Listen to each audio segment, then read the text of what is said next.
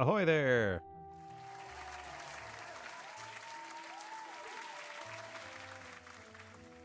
Hello! And welcome to the Mondayest stream that there ever was. Ahoy, ahoy, ahoy, hello. Zibb Fox, I take offense to that. I be no fox.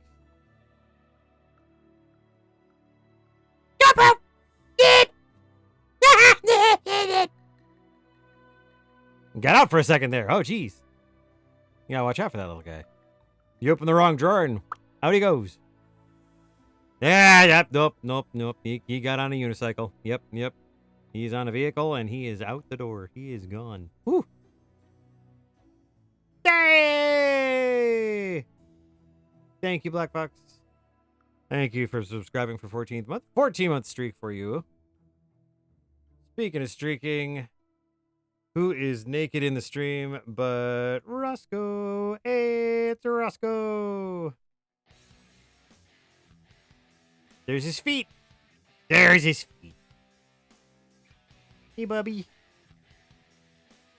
My little guy just sniffing around. Being a little clown. And away he goes. Bye, Roscoe.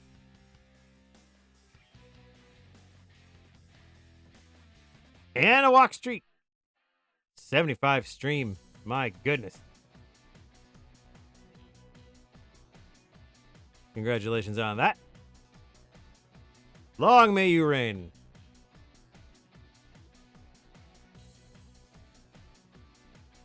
Oh my goodness gracious. The end of a Monday. Everyone loves to see it. You love to see the end of a Monday. It is the end of Monday, July 27th. Bleh. How's everybody doing? It's been a weird Monday. Just like a meh kind of Monday. Kind of weird. I don't know. Just kind of weird Monday.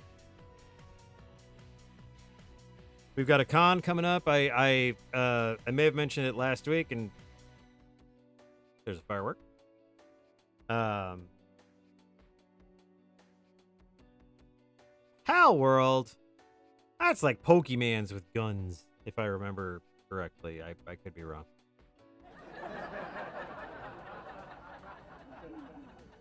Are there pals in this world?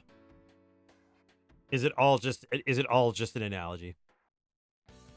Yeah, I may have mentioned it last week. Obviously I was unavailable on Friday last week for streaming. I'll be unavailable on Friday this week because we have a convention in the hours. But we will have tonight and we'll have Wednesday. It's a bit more hardcore than that. It's hardcore, Pokemon. You thought the Gen 4 Pokemon were hot? The Gen 1 Pal World Pokemon will make your eyes explode. Oh my god.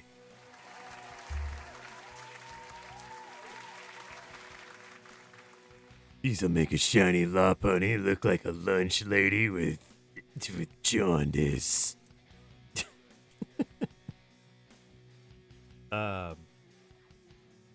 I have a new doodad that I will be bringing to conventions as one of the Hey Gray with the watch streak. Nicely done.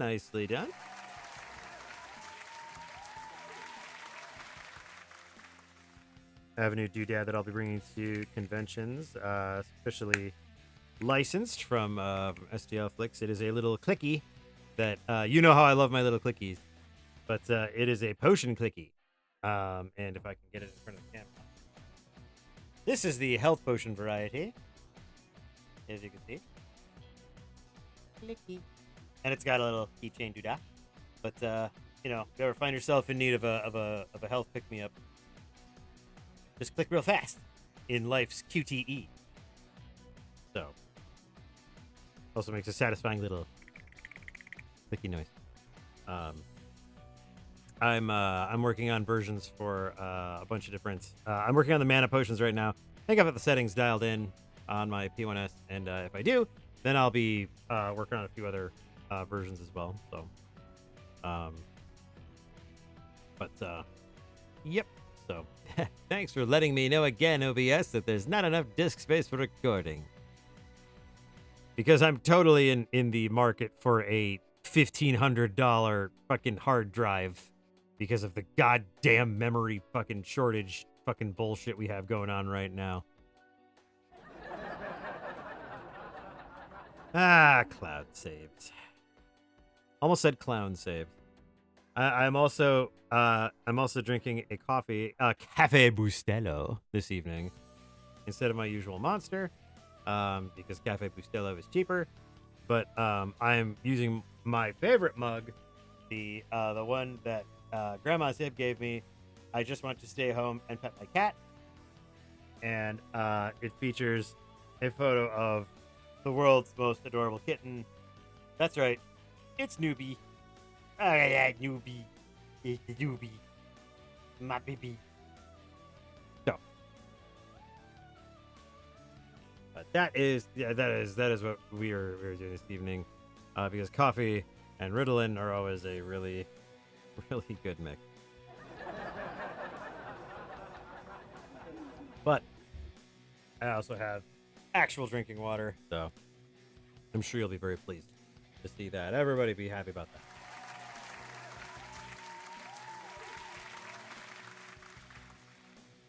that. So,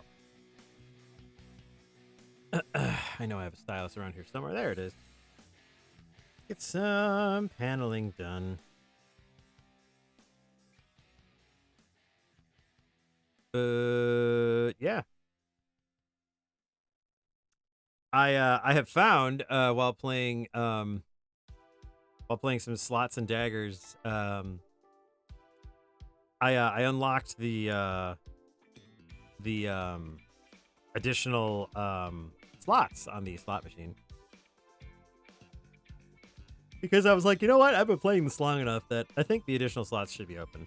And I just opened them up, and I was like, well, if this feels like it's cheating, then I'll just switch back. And it's like I can get decently far with it, but it still does kick my ass at some point. So still struggle, but it's fun. It's still very, very fun. I would love it if they made more of that game. I would love it if they made more of that game. Really would. Okay. I can make, on today's episode of I Can Make Panels, Zibb makes panels. And let's use a button. Big project coming up is going to be me figuring out how to best just like come up with a good presentation for Clip Studio. I'm going to have to figure that out. Might have to watch some other panels to see how other people have done this in yon past and see how I can do this. Because if there's one way to do it the Fabian Zibb way, it's to see how others have done it and steal it. That's a great way of doing it.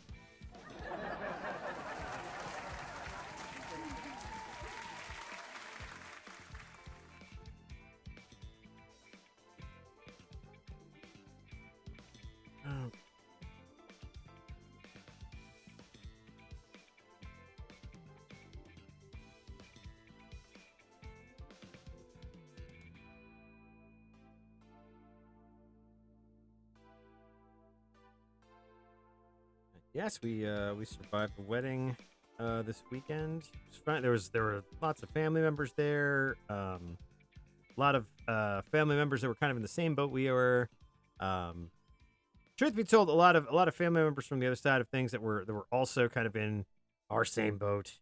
Fine people, real nice people. They're also kind of like, yeah, this is kind of awkward and weird, and we're not really sure how to feel, and so it was nice to have at least a little bit of vindication on their side. Like yeah, we're with you. We're kind of whatever makes you happy, but we're all kind of like, what the fuck? This is awkward for all of us. But yeah. So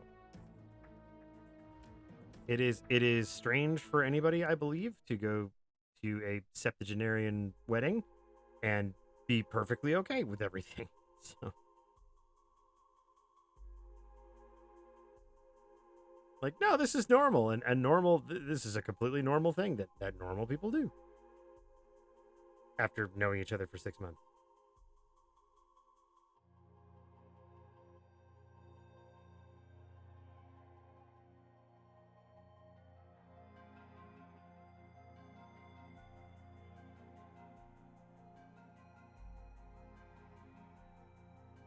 Oh yeah, no, it was fine.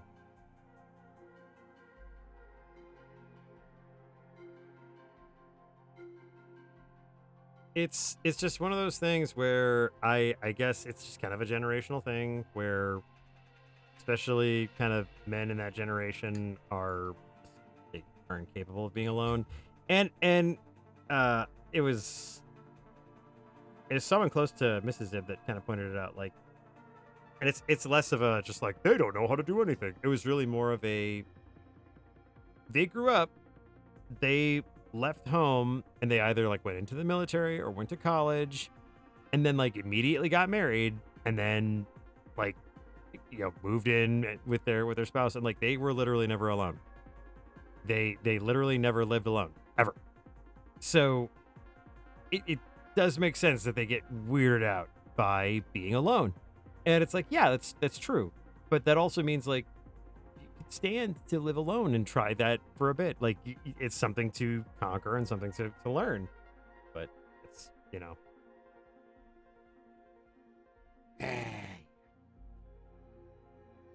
telling somebody that they have something to learn when they are not actively in like a school environment is basically like telling them, you're going to saw off their arms and legs.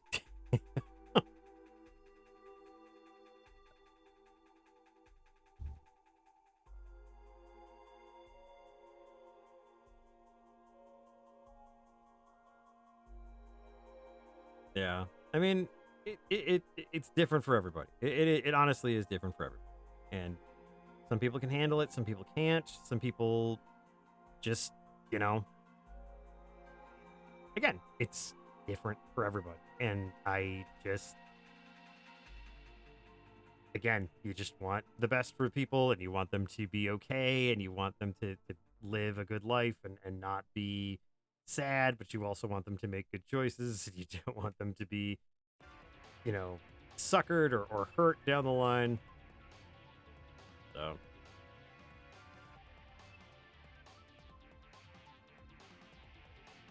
and then you also suddenly find yourself like looking at brochures for, oh, if I moved to Panama, it'd be very difficult for anybody to contact me and it'd be very hard for anybody to really, get in touch with me or rely on me for any kind of, needs. They've got palm trees in Panama. Drug lords.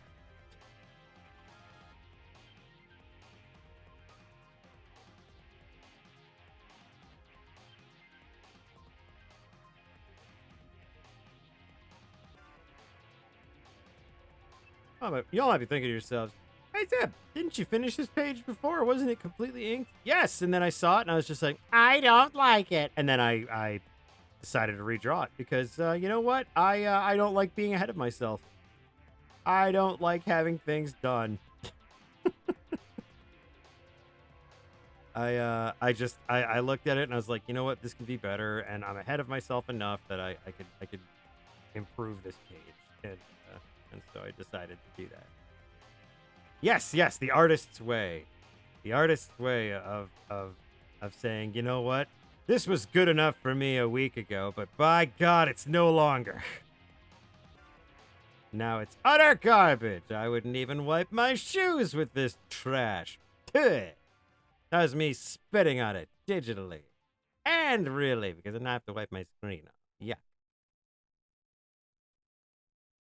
Oh, my room smells like a caramel and coffee wonderland.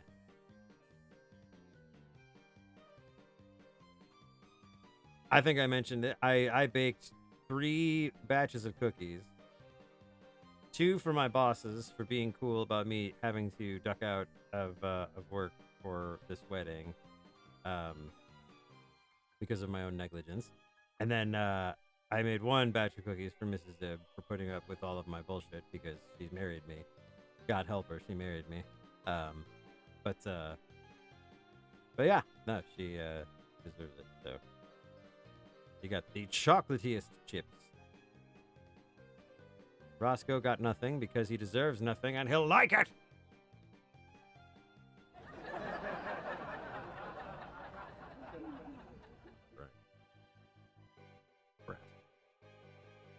Bratty dog. If ever there was a description of a wiener dog, it would be that dog. Yeah. Love and affection and care. I know. Whatever's on the can that I put in his food.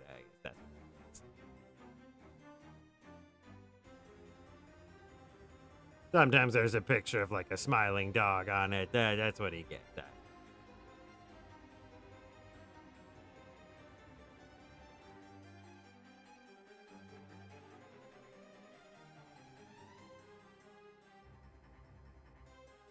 He's been a very good. He's been a real sweetheart.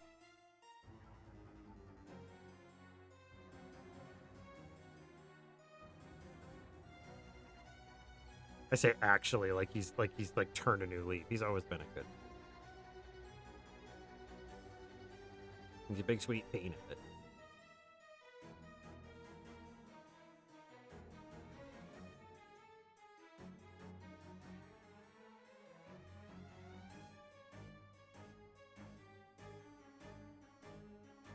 Oh yeah, if you were tuning in to see the page where Whisper's giving Devin the what for and kicking his butt, boy, did you turn it to the wrong page. He has given her the Goku and Vegeta SmackDown, the Saiyan Saga initial fight beatdown battle royale. Devin, who is apparently a master of barbarian judo.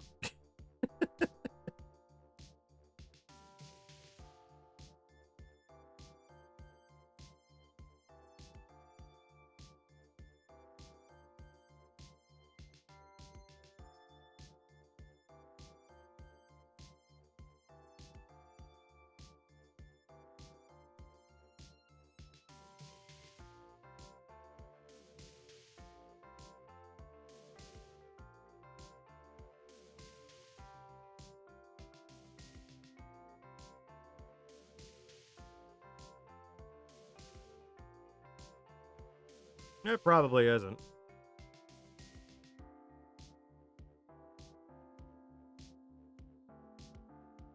My scribbly style of drawing, I can't even vouch for it, so you know what? I'll just let that be theater of the mind. I'll just let that be theater of the mind. You can enjoy that sketch for what it is. For what it is and what it isn't. You know? There you go.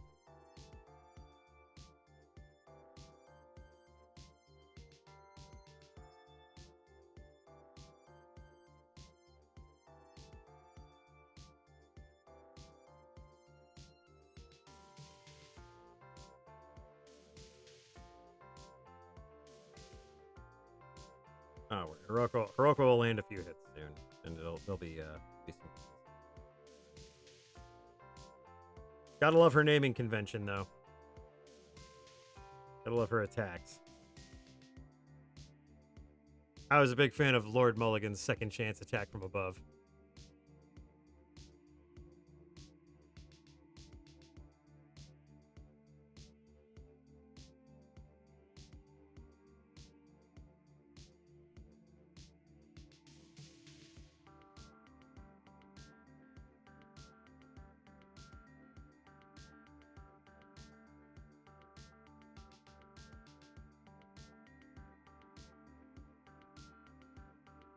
Oh yeah, no, it's definitely it's definitely a one of those things that unless you golf or have golfed in the past, it's definitely one of those things that is easily escapable.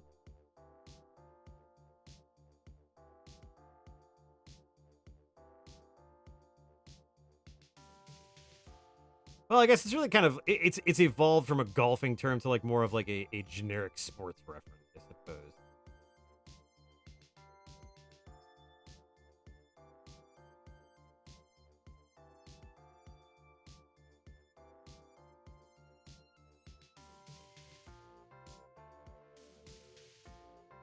Not gonna lie, Minnie, that's really reaching.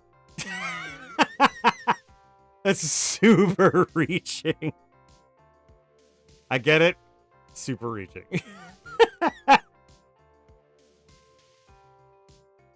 Funny though. Funny though.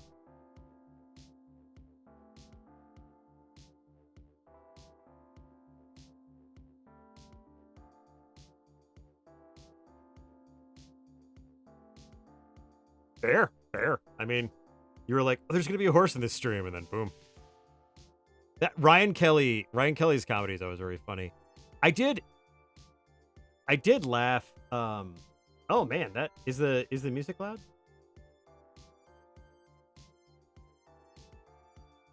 Oh no, no, never mind. No, Ryan Kelly's funny. I was actually really impressed. I was telling Mrs. Zibb this because we were in a parking lot. Yeah, we just randomly find ourselves in parking lots, and I was just commenting. But we were in a parking lot. We were getting a prescription, and I just thought it was really cool because I was like, I'd seen an article recently that Europe had a bunch of infrastructure changes where they had put up a bunch of solar arrays, but they had used them as basically parking lot covers. So they were like shade, but they were solar arrays. So like they were, solar roofs essentially. And I was like, how absolutely brilliant that is, because blacktop and asphalt just sit there and absorb heat, and all they do is radiate heat. They don't absorb it and like dissipate it like earth does, like actual dirt. So like so it doesn't do anything aside from just like causing more heat buildup. Whereas like if you have like a solar array, at the very least you're capturing that energy and you're using it for something. I just thought that was brilliant. So you're keeping the asphalt and blacktop from getting overheated. And you're collecting solar energy at the same time. It's just cool.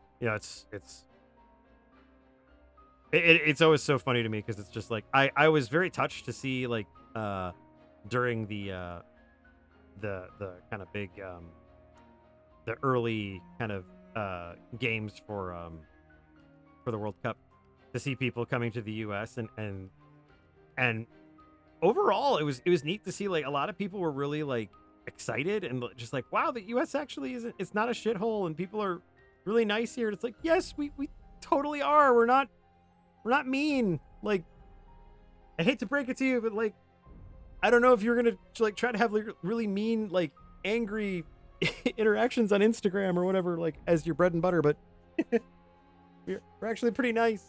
Like we're for the most part, I can't vouch for all of us, but for the most part, we're kind of nice, and we're just as curious about Europe as y'all are about the U.S. I guess there was like a news story about a guy over in, I think it was like Kansas, and he was from Germany, and they were just like, what do you think about the U.S. so far? And I guess he kind of like broke down in tears a little bit, and they're like, it's okay, like he just had so many misconceptions about the U.S. and he was just like kind of blown away. I guess the biggest thing was like, you guys have air conditioning everywhere, and it's just like, welcome to the United goddamn States, man. We do not fuck around when it comes to our air conditioning. But it was really kind of neat to see people were like so excited, and like I think there was a lot of people over here who were just like, yeah, I mean, like, I know we're kind of loud and boisterous and stuff, but like I think for the most part, like we'd like to go over there and visit and enjoy Europe and stuff. Like I remember, visiting Australia, it was cool, like, just to see all the differences and be like, no, this is a really cool idea. Like, I really like this. Like, I wish we could incorporate this into the U.S. And like, there was a lot of like back and forth and um, I don't know. It's like it was really cool to see. Like, I was very touched by that and just neat to see like that kind of exchange. Like, I've always loved that about travel and like when people travel and like when they see things that they don't see normally or they encounter people and ideas and things that they don't normally see. um I just love that kind of that exchange, I guess, that cultural exchange. The thing that got me too was that people were just like, oh, well, we're staying in New York, so I guess maybe we'll just take like a day trip down to Disney. And then like they would just like get here and then they'd like realize how fucking far away like Disney is. And they're like, how many days? It's like, yeah, it's kind of a big place.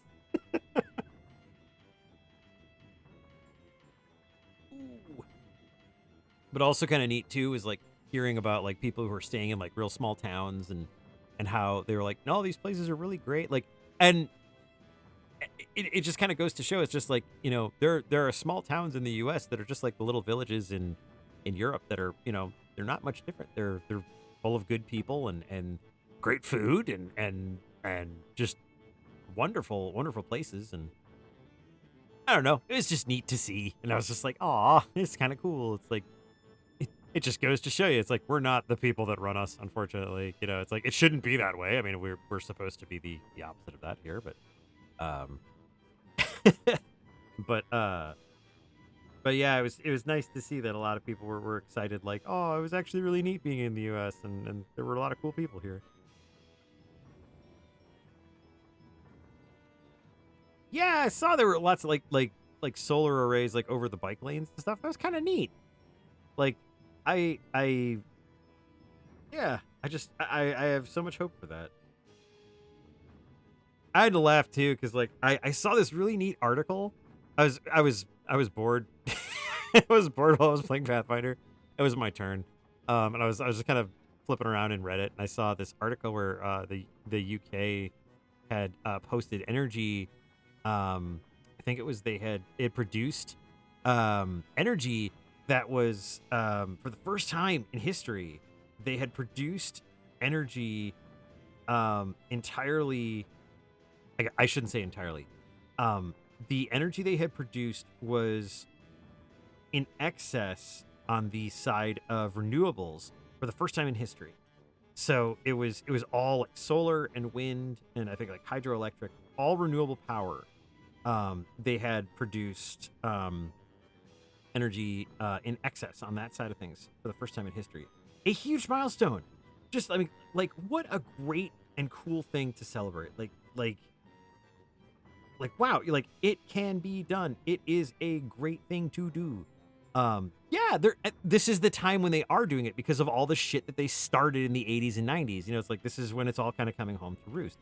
And that's really cool. Like it's like, wow, see, it can be done. And like this dedication to renewable energy and and stuff. It's like this is cool. This is a really neat turning point. It's like I obviously it's gonna be a little too late because of, just how stupid we all are as a species. But it was really cool to see. And I mentioned it was just like, holy crap, like because I mean that's big news. And I was just like, Europe's energy report is amazing because to my DM I was just like they posted positive energy results completely off of renewables for the first time in history. And it's like like this is Midwest US. His first bit is to just poo-poo the whole thing about like, well, it's all those chemicals and all the waste that they make out of the solar panels and blah blah blah. And it's just like, can we not be happy about fucking anything anymore? Like, oh my god. And it's just like, this is why shit like Popular Science isn't an actual magazine anymore. It's because of shit like this. It's like, oh my god, just fucking God, I'm sorry that like Science Jesus didn't show up and provide the perfect answer that was a glowing piece of coal that came out of the ground over in Wyoming called Americonium. You know? God damn it.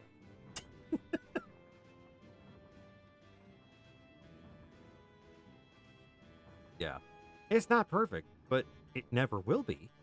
And, you know, it's oh. I don't know.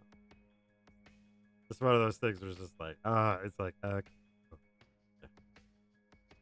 yeah, is it my turn? Okay. I rolled a 1, so let's move. Yes, my flurry of blows failed.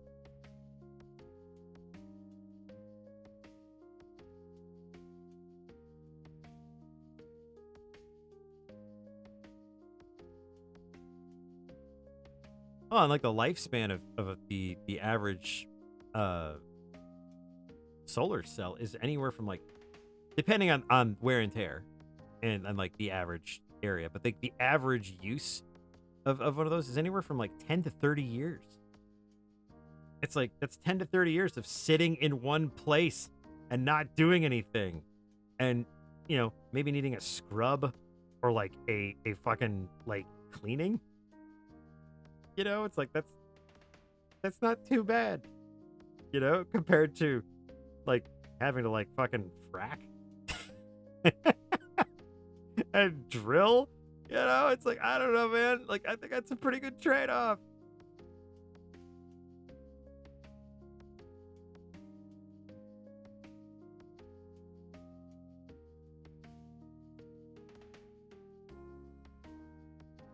Minimize the waste. If not, figure out how to recycle the parts and chemicals used. You know? I don't know.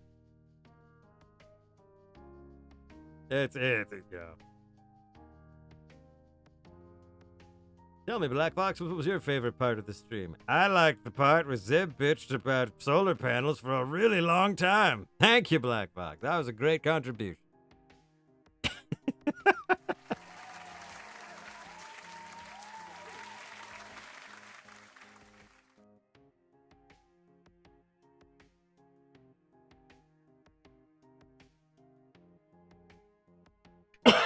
I realized something very important about Hiroko here while I was drawing her, and not that when I put her at this angle, that her face kind of disappears into her boobs, but really more along the lines of that with her cloak, with like her cowl here, and with her mask, she kind of looks like Orko. And Orko is my least favorite thing about Masters of the Universe. So this mask has got to frickin' go. I cannot in good conscience make a character appear like Orko, especially one that I've grown to love so much over the years. So, I gotta de-Orko this girl really badly, possibly as a result of this throw. I don't know. I think like she's got to get thrown, and like the cloak and the mask have got to go. Like, there's got to be, like, a dramatic reveal. Of course, all of us know who she is, you know. Maybe Devin's just like, the girl from the wanted post. Now I see. 2 treasures in one evening. This might take some ruminating. Allow me a moment to light my pipe. And then, like, psh, another smack to the solar plexus. And he's just like, poof! Ha! I do believe you've broken my best pipe. She's like, what's with this guy? Get winded or, like, bleed or something. He's like, I will not. That would be rude.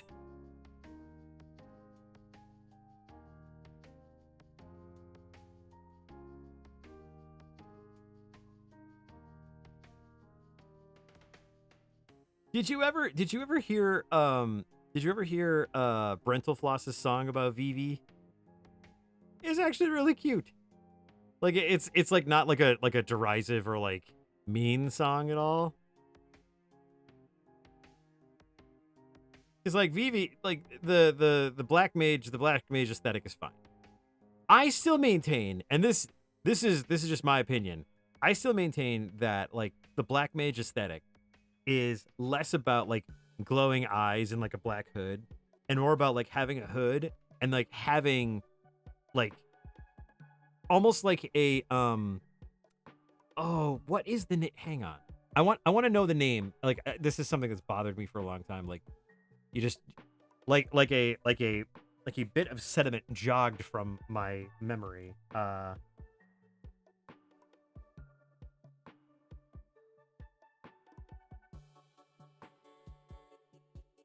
Okay. Like okay, like a bindi from Hindi and Indian culture, like the third eye jewel. Like I always imagine like the black mages, they have their hoods, but they have like maybe like a jewel, or maybe like they're like a tattoo or something, and that's part of their channeling. That's part of their like their magic, but it glows, and it has like some kind of like iridescence, and it glows underneath the hood or the hat or something like that. But it's not necessarily their eyes, but it could be. But um, but I suppose it works better with the eye.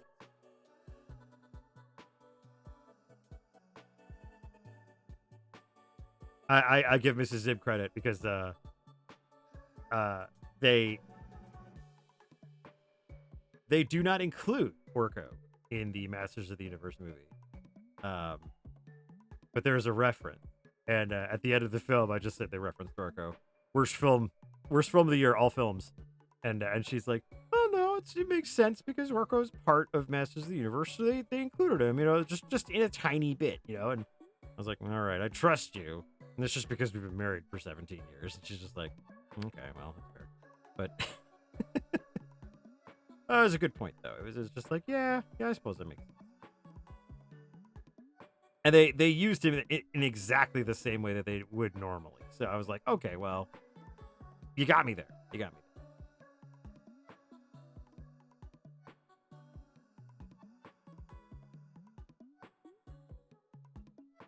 Still think that was an amazing movie. I had such a good time with that movie.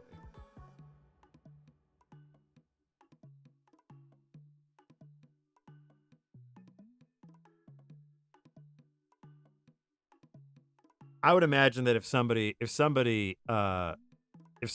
Orko as like their favorite character, that's kind of a red flag, at least in my opinion.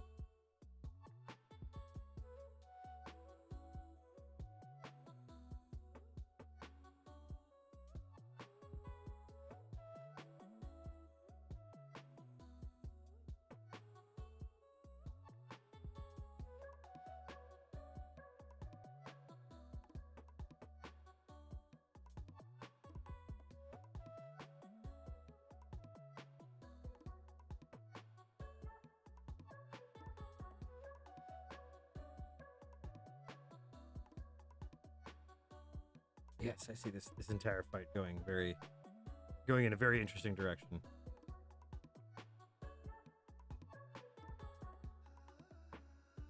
You notice Devin starting to pick apart Whisper's style a little bit in the fight slightly. Kind of noticing her monastic tradition, but also noticing her speed and her stealth, or like her tactics. I was fond of his little observation there. It's just like, that speed is not something that you can learn with bamboo swords in a courtyard.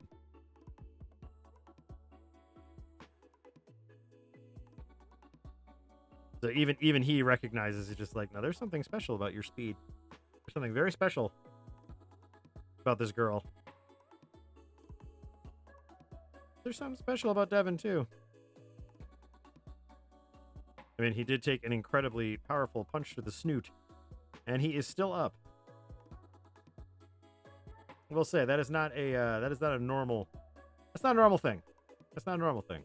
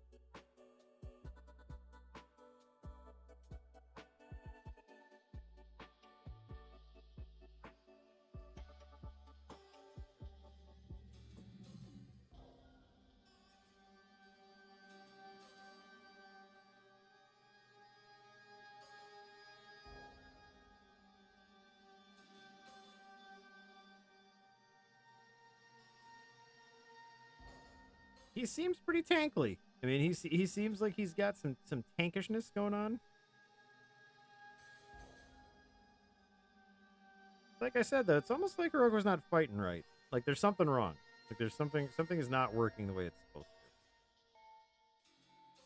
to. Either she's doing something wrong or something's not matching up.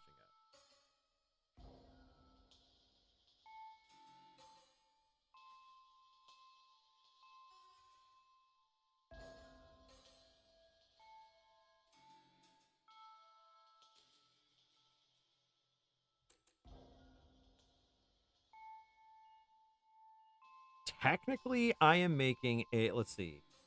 Yeah, I'm losing count. Technically, I'm making a 5-person party.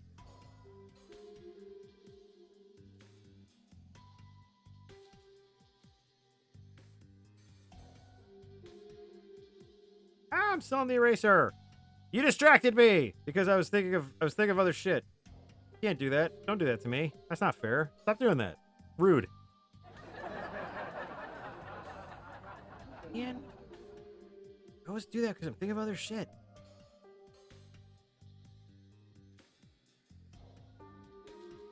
I wish there was a better excuse in real life.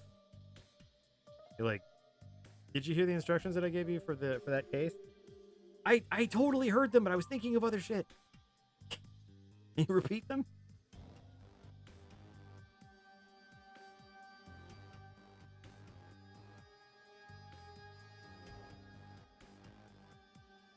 Does Devin have tank controls? Oh man. Yes, Devin will actually run around like a PS1 character from the original Resident Evil. That is exactly how he is meant to operate in this comic, and he because he has a European, mostly kind of British style accent, you could tell he's evil.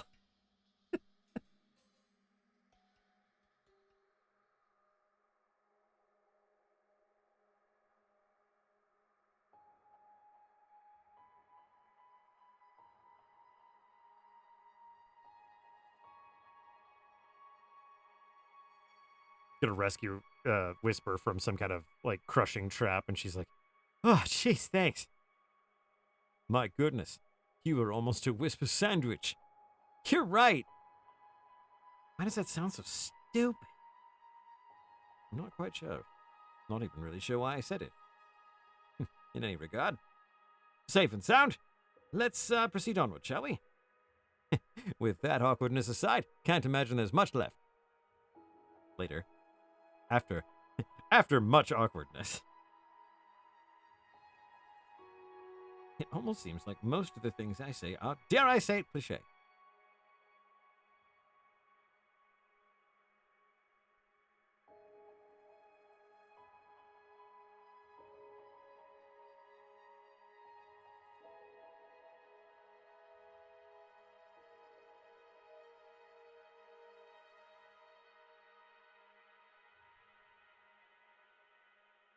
I would just love to like do like the Trapfinders movie trailer and get like, you know, these like amazing like Pierce Brosnan, Selma Hayek, Dane Cook will not be appearing in this film.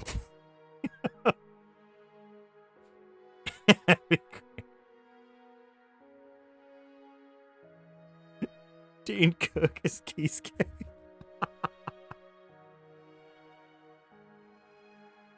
Katya, I was there. The line snapped, okay? The line snapped and I fell. You're telling me this now? The line snapped and I fell and I hit the ground with a crash. What's Dane Cook doing now aside from being obnoxious? Ah. Man, if it was 2004, Dane Cook would be really funny.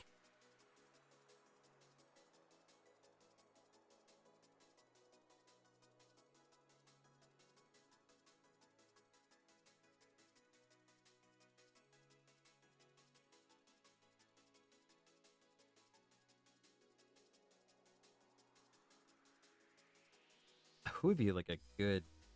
Oh, I forgot. Gal Gadot would have been the voice of yeah. Or to be honest, some like Ukrainian actress that I don't know, because that would be cool too.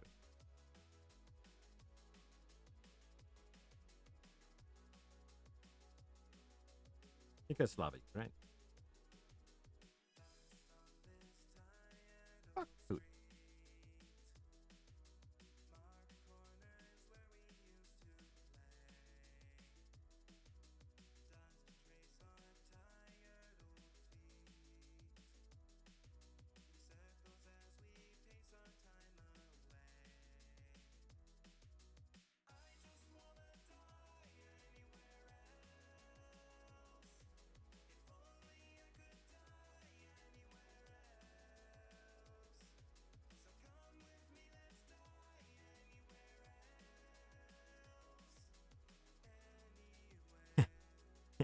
It's okay. You're cute.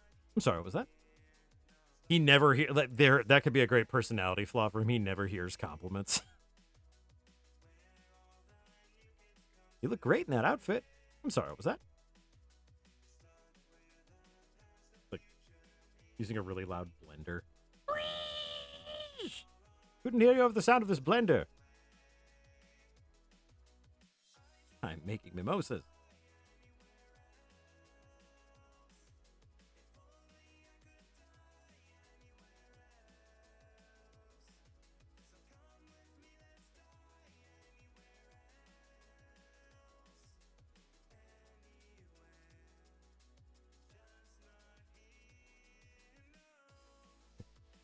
God damn it, that outfit's amazing. This whole thing.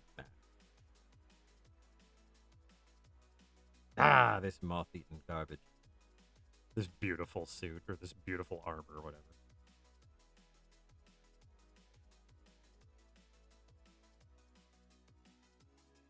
I still maintain that he lives with his grandma.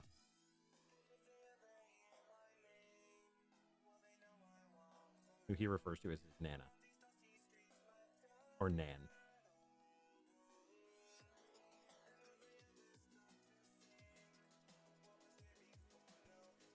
So, Devin, do you have a place in Luth that you stay at? Yes, I am quite happy living with my Nan. Your Nan? Yes, my Nan. Been there 6-7 years now. Is that a problem? No, it's somewhat charming.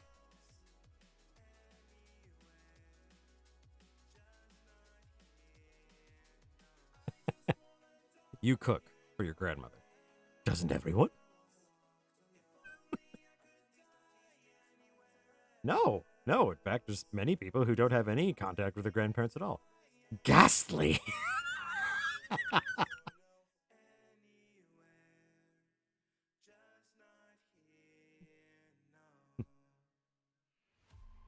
Rather odd, don't you think? No, he's the most normal person I've ever met, which makes him extremely strange, but I still find him very interesting.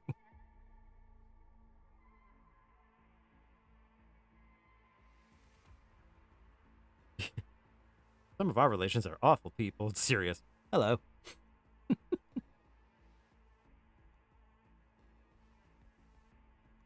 Some of our relations are awful people.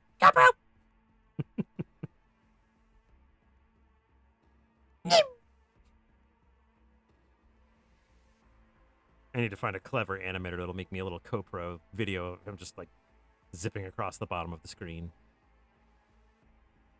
CoPro is a wonderful, sweet little kobold that everyone loves, but no one will give their keys to voluntarily.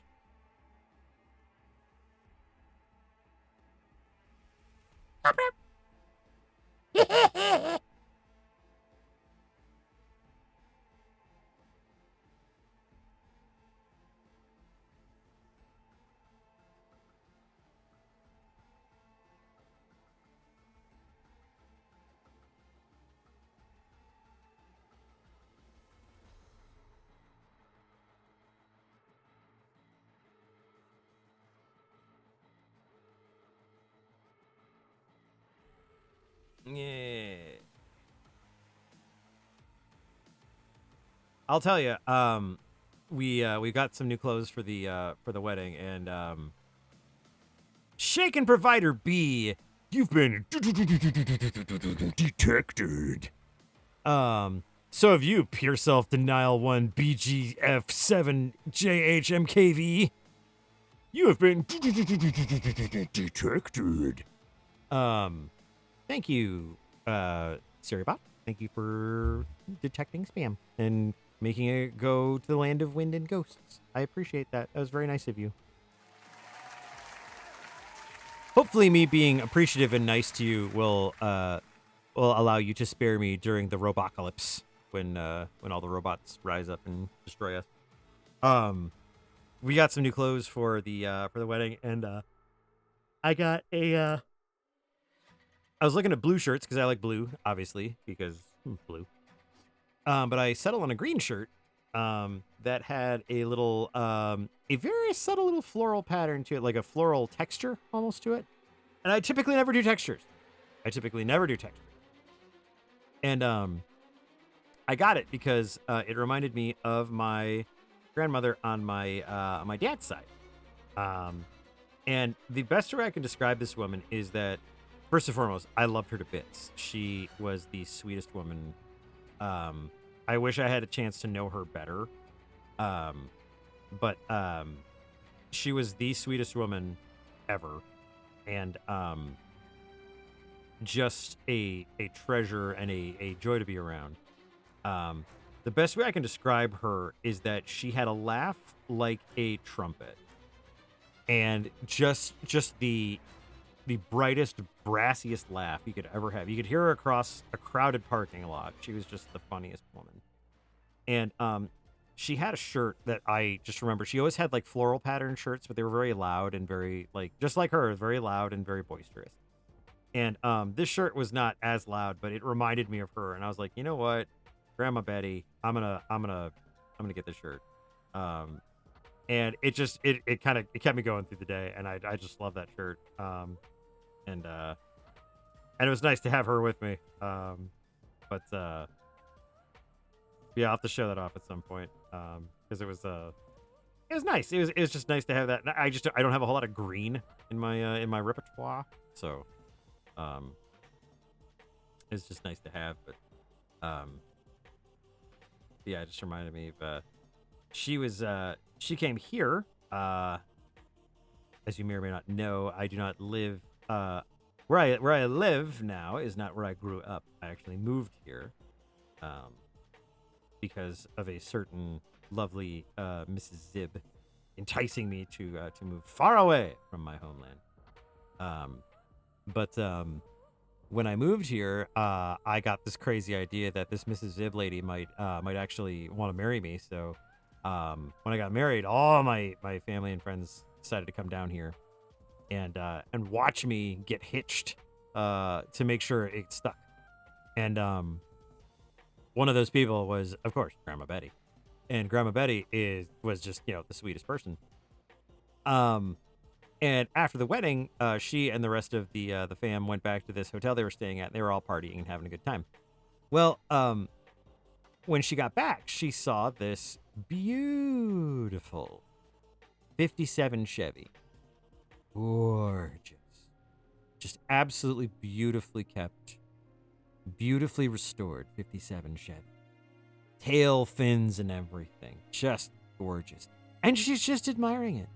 I mean, that was from her era. So she's just admiring it, just looking at it. And this little 20-year-old, some other girl, just hops out of the hotel, like the office. And she sees Grandma Betty and admiring the car, and she's just like, hi there, and Grandma's just, she's sweet, and she's in her, I would say at this time, she was probably in her late 80s. And she's like, oh, I'm sorry. I just love your car, and she's like, would you like to go for a ride? And she just looks at her and she goes, okay. And she gets in.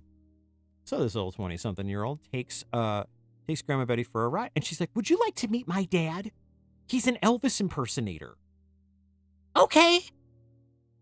So she goes to meet this girl's dad, who's an Elvis impersonator. And she has a wonderful time.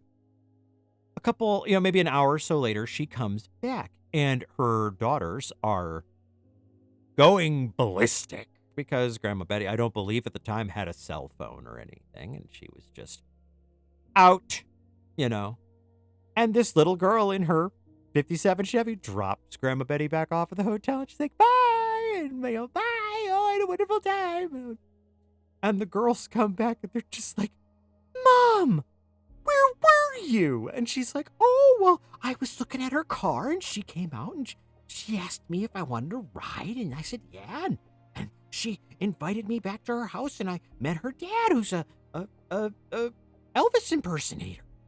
And they're like, Mom, you can't go and just get a ride from strangers. They might abduct you. And she just goes, who's going to abduct a little old lady? And that is the best example of who Grandma Betty was. Just the best. Like the absolute freaking best. Number one. Absolute. I love her. Absolutely, you love her. She would love anybody. She would love everybody in this chat. Absolutely. She would love every one of you. One of those people who had a heart as big as she was. Just always inquisitive about the world, always inquisitive about what you were doing, who you were. It was so sweet because we got married and then not too long after my older brother got married. And so we just, we went back to my hometown to go for that. And we were there at the rehearsal dinner, and that was really sweet and nice. And we sat next to Grandma Betty, of course, and it was so nice to see her again and everything. And then we're at my brother's wedding rehearsal, and she just goes, I had the best time at your wedding. And we're just like, we're at my brother's wedding. Just shh.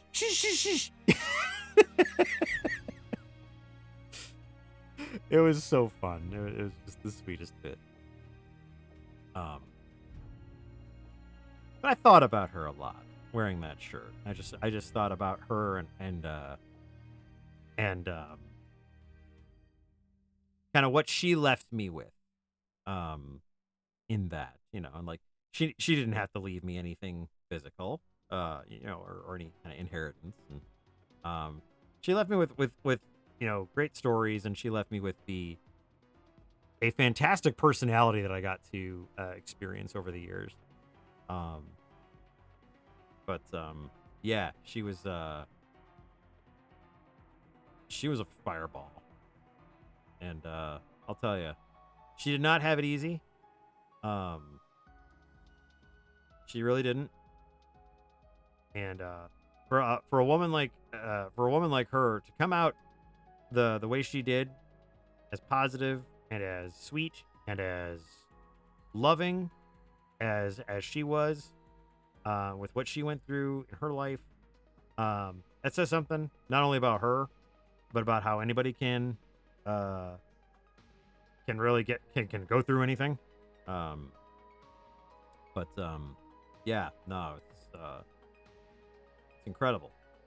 But yeah, all I have is water at the moment, but I shall propose a toast to my dear Grandma Betty. I love you, crazy grandma. Miss you. And thought about you extensively this weekend. I love you, and I hope everyone in the chat gets a little hug from you at some point or another. So, cheers. That's good. Several billion-year-old water. Hey, opa.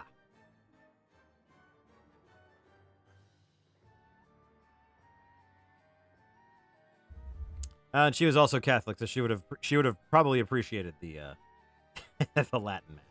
Although she had taken us to mass a couple times when we were wee hatchlings, and it was a traditional. It wasn't traditional. It was a kind of post-Vatican II.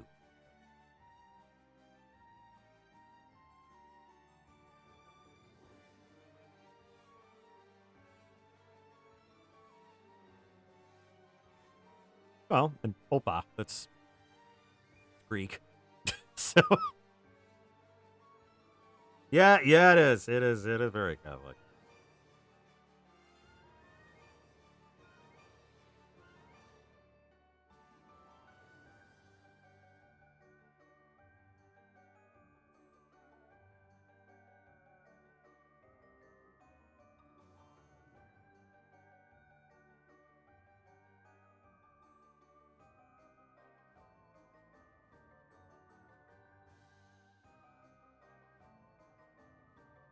At the end of the day, it comes right down to it. Doesn't matter tremendously. What really matters is how you treat other people and how you treat your family. At least in this little blue head. That'll be burning in the lake of fire for eternity. For all of that. So, ba-da-ba.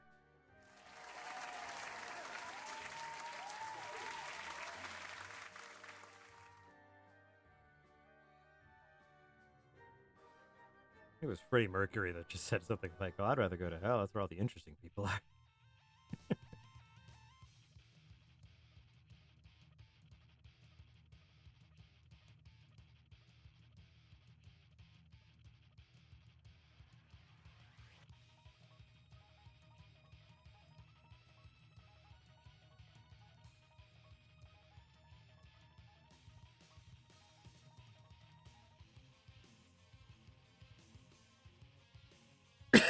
Ah, good.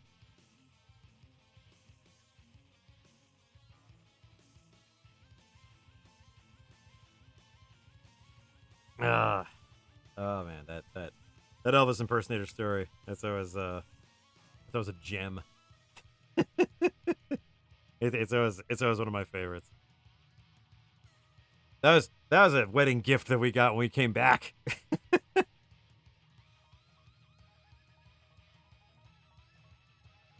Like, well, Grandma Betty went missing for an hour or so. What? Well, no, she's fine. She's fine. What do you mean she went missing? Well, that's why we didn't tell you. You guys were on your honeymoon. Well, what happened?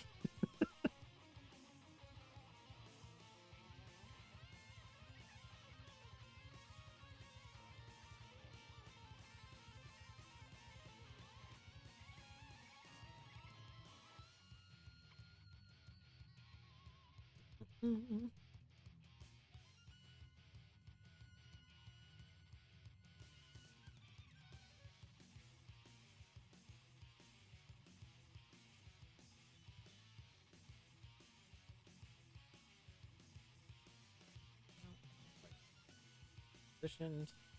Change it.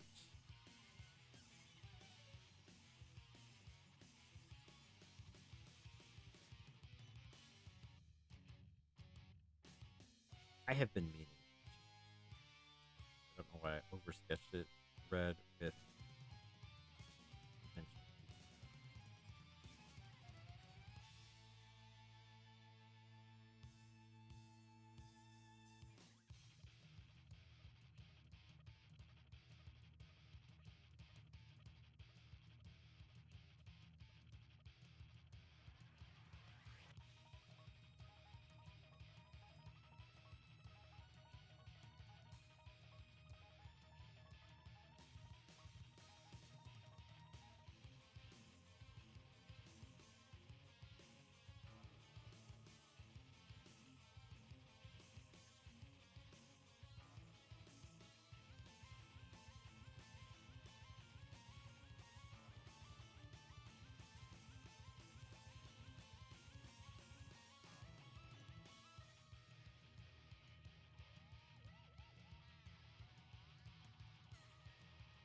Oh dear.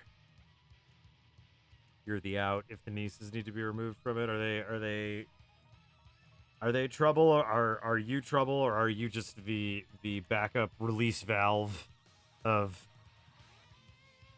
of the like the uh-oh variety of like, I got this.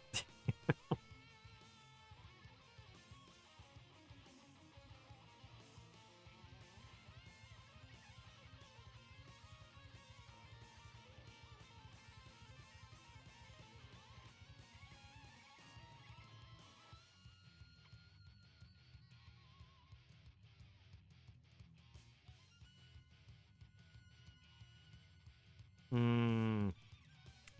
I see. Yeah. I can understand that. I can understand that kind of tension.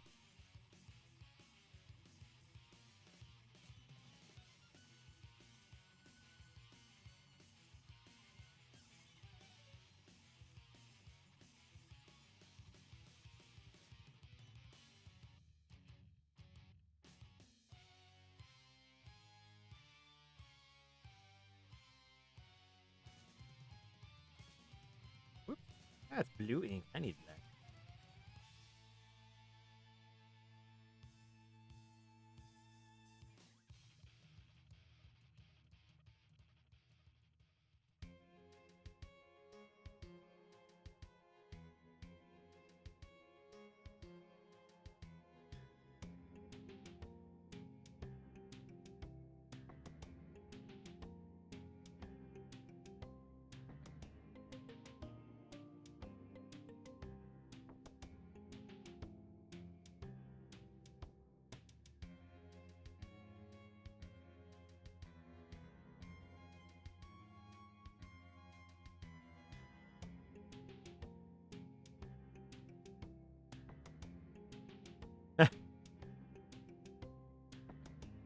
Sometimes it's interesting. Like I've been fortunate in that I've never had a grandparent or elder ever give me any crap. So I've been lucky in that regard. And I mean, I've just been lucky in that. But it's interesting too to see that there are some folks that some elders are just like, I think they know. Sometimes they're just like, they can tell when someone's like, nope, that person's already they're like, I can detect when a person has had enough bullshit in their life, or they're not going to take much more bullshit from me. um or at the very least, like, that person's tolerance for bullshit is low, and I'm going to get my head bitten off if I if I try anything. um Maybe I'm giving these people too much credit, but at least there are some people that I've seen that they'll take one look at a situation and they'll go, no.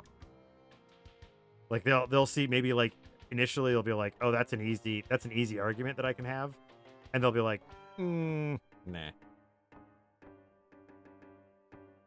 Or and this I think is a little bit more true. Sometimes they'll see someone and they'll just be like, kindred spirit, nope.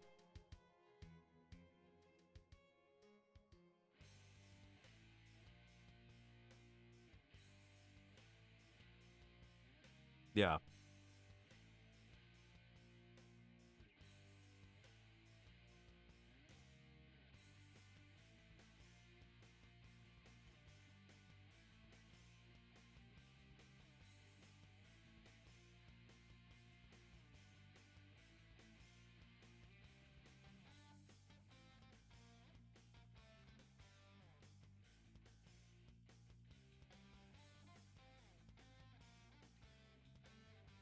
That's it. I mean, that's another facet of it too. I mean, like the confusion factor.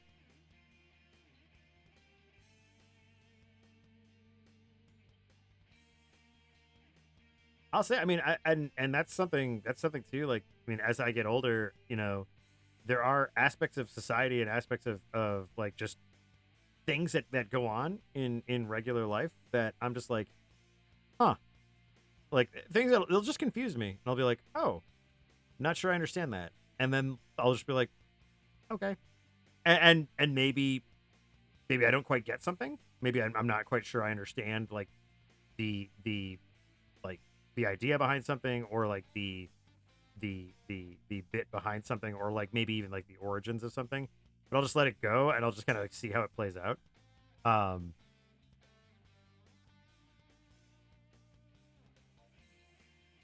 and I think like that's a little bit different than some of the other some of the older generations, because they would make a bigger stink about things not making sense.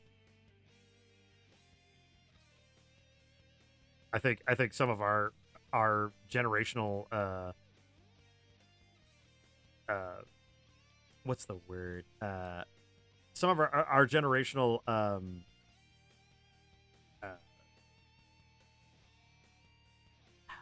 what is it, I guess fortitude for things being completely different is a little bit higher.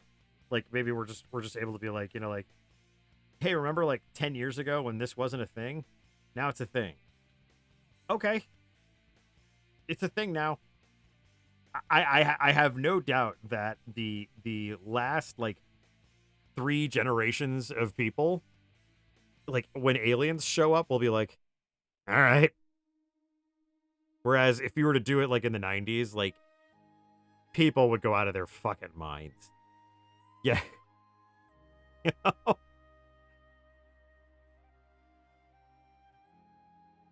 Oh yeah, no, I mean like millennials, I mean, just like at this point I think we're just like, if it's not a giant meteor, you know, we would just be like, "Oh cool. Hey, you know what? Alien overlords? All right, well, why not? We've seen everything else."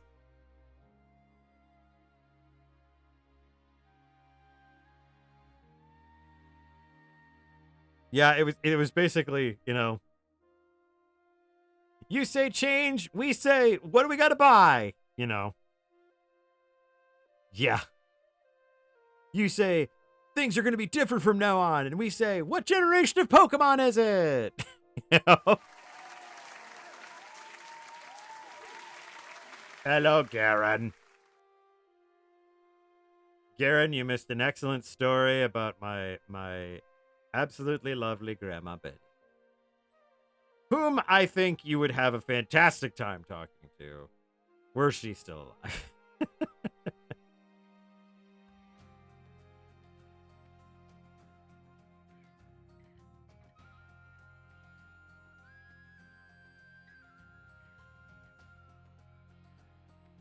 I have this incredible ability to make intricate pictograms that depict stories.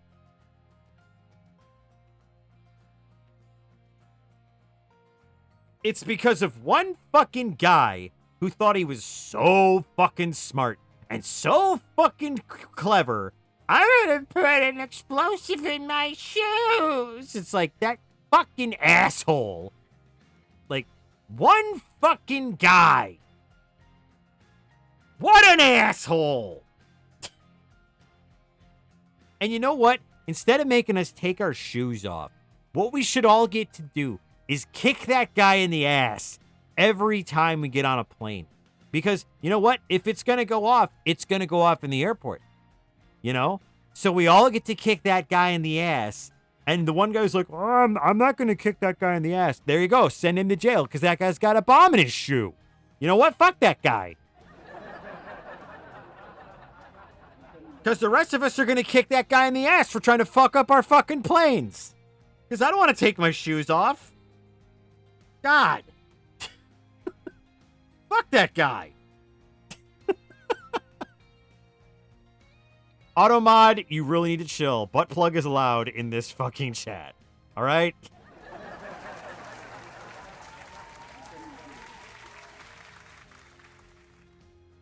Give the guy a detonator butt plug. Detonator butt plug. My newest cyberpunk character.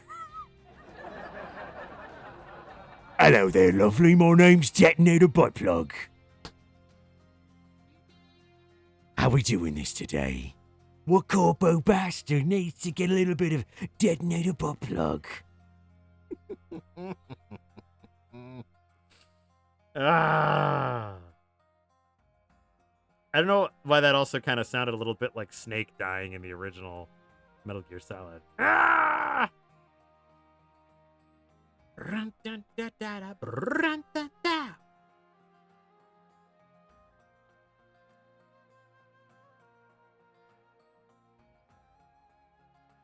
Butt plug.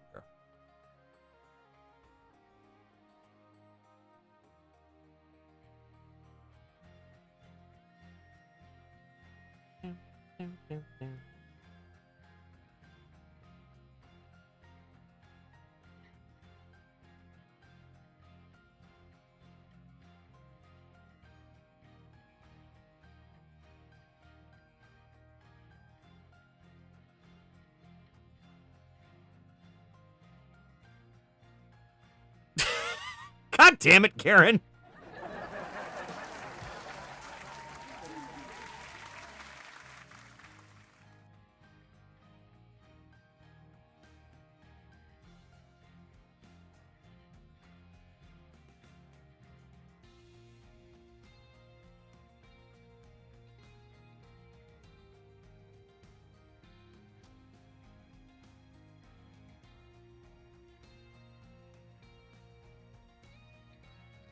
Can't even suggest a punishment because at this point it's just like, why bother?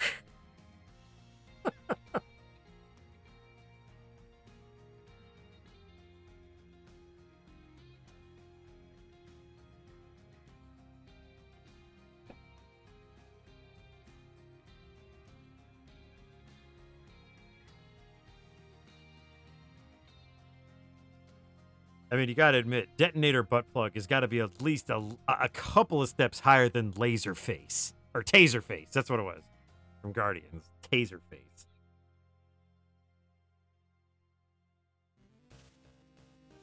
I think people would be a little bit more frightened of detonator butt plug.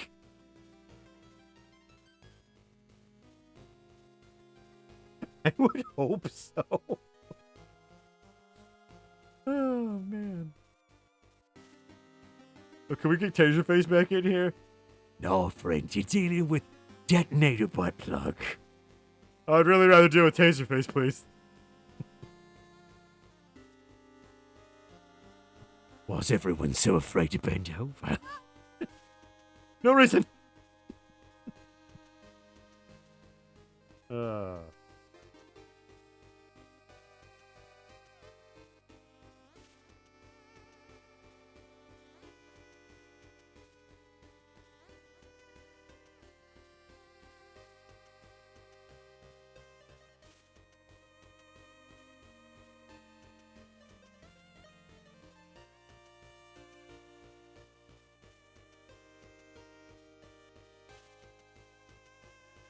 Is line tool. The line tool is suspiciously absent. It's not absent, it's hiding behind this useless spinny.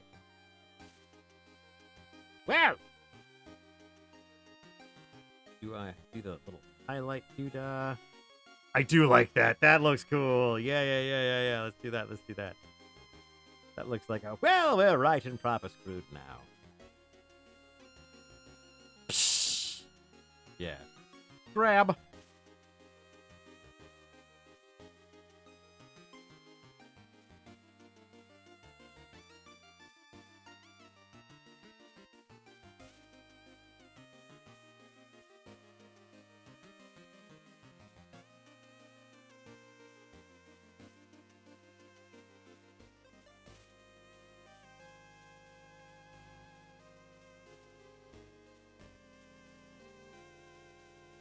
You're supposed to be using the vector layer, silly. You changed it to a raster layer, which is basically just turning it into a shit layer that nobody likes. Well, still garbage. You didn't turn it into a vector layer. There you go, now it's a vector layer. Now you can use the vector eraser and remove all the vector information instead of having to piss around with the raster layer. I don't know why I chose this voice.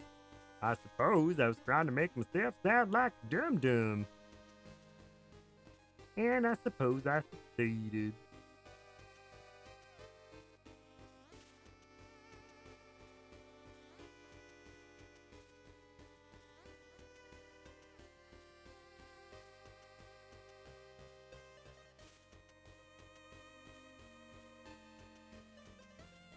There's your torso, bunny.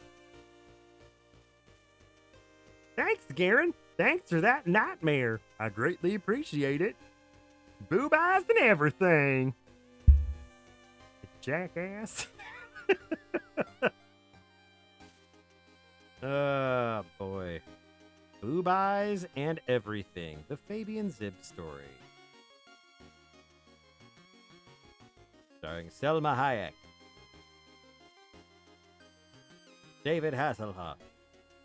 Daniel Radcliffe. Selma Hayek again.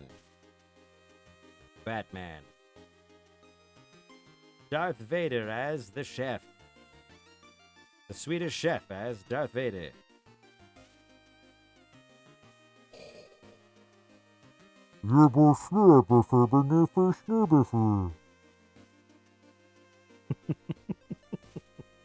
Why the fuck has that not been done? Oh my god.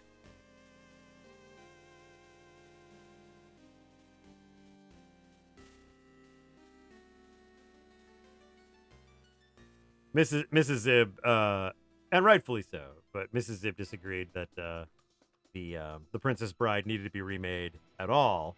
When I suggested that the only reason, or the only way that the Princess Bride could be redone is if they did it with Muppets.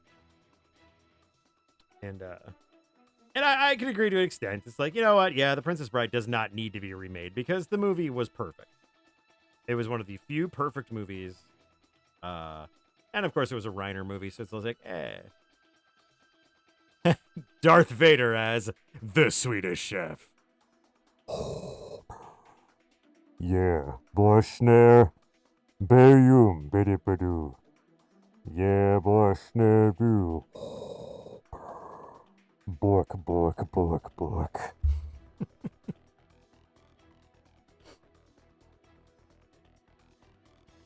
Good times, be good times. Be fantastic, be wonderful. Great, grand. Everyone would love it.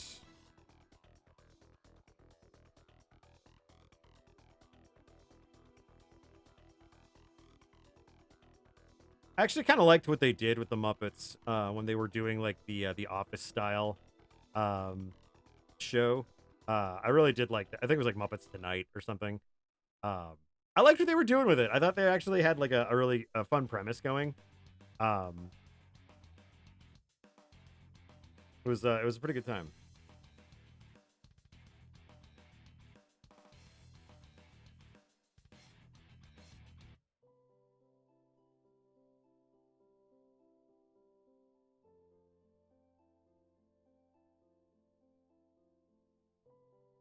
Oh, I am out of coffee.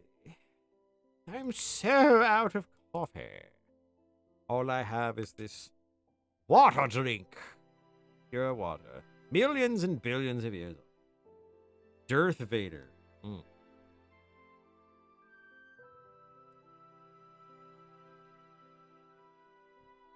This music's from Chrono Trigger. You guys, Chrono Trigger is such an incredible game. Let me tell you something. Chrono Trigger. Let me tell you about that game.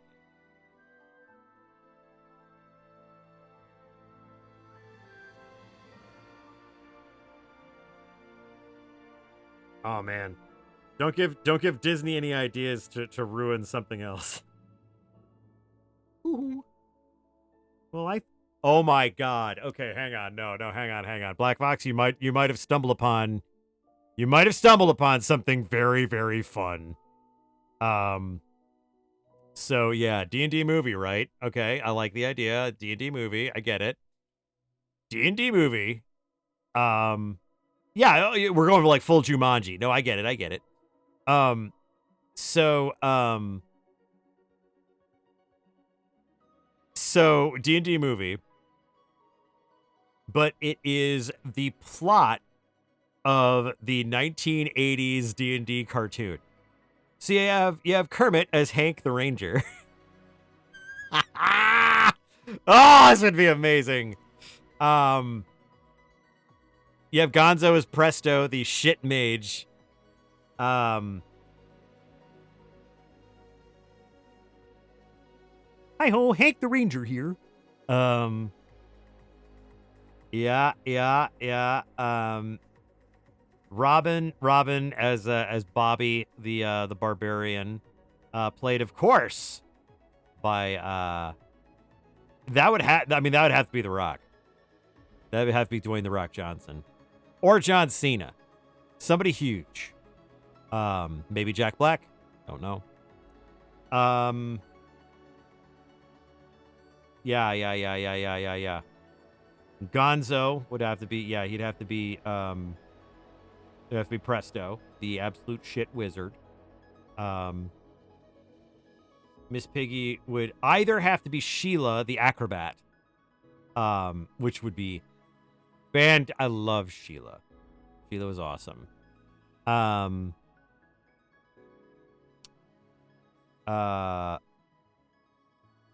Let's see. No, Diana. Diana was the acrobat. Sheila was the thief. Bean Bunny has to be in there somewhere. But he can't be Eric because Eric was a dick. Oh, there's no Muppet that's like oh, no, Uncle Deadly. Either Uncle Deadly or what's his name? The shrimp. The shrimp that nobody... Or no, what am I talking about? Rizzo. Yeah, Rizzo. Rizzo could be Eric. Because Rizzo can be a dick. Yeah. No, I got this. Oh, no, yeah. And they all get on the Dungeons & Dragons ride at the county fair, and then they all get sucked into the D&D world. You know.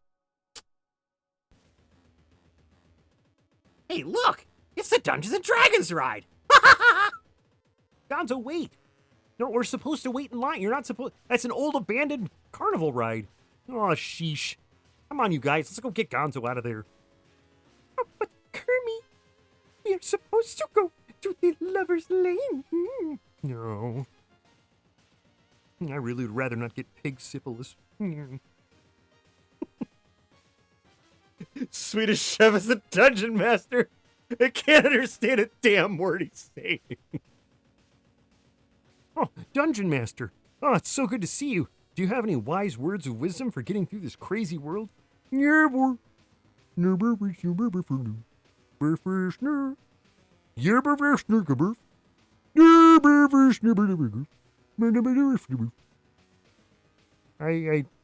not sure can I make a roll, or is there like a comprehension check that I can make, or languages?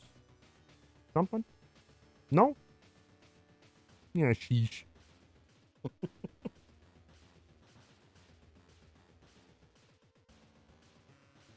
What, too real? Too good? Too great of an idea? Yeah. What's the matter? What's the matter, Minnie? Too perfect an idea?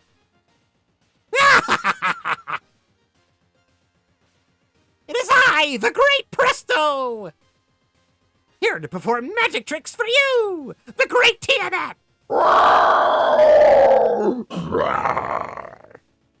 Oh my god! Oh, man.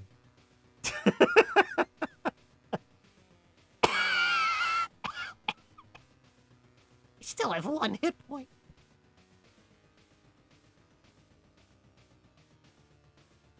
Thank you for pineapple peeing all over my drawing.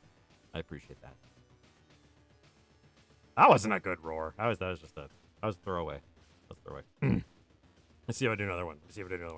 The dog's not home at the moment, so I can try to do another one. Give me a second. All right, let me try another one. Blah, blah, blah. Like Zoink Zoob. Right. All right, let's try another roar here. Another Tiamat. There we go. That was a little bit better. That was all inhale. Folks.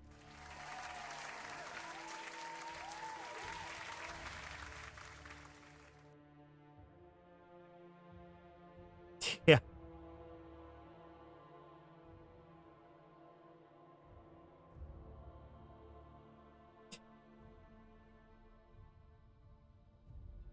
Does your kobold brood have a hard time getting out of bed in the morning? Do. Well, there's one thing they won't forget. It's waking up with Tiamat. Tiamat. Click, click. Oh boy, it's time to get up. Wake up with Tiamat. Wake Up with Tiamat has 5 different alarms. Each of them has 5 different kinds of energy attack. I'm telling you, the Muppets, and the D&D cartoon.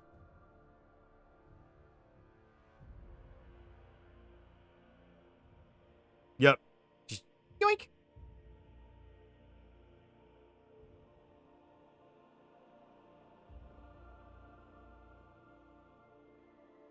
Now this next one, this is I think this is going to be the point in this battle, because this is 2 hits now.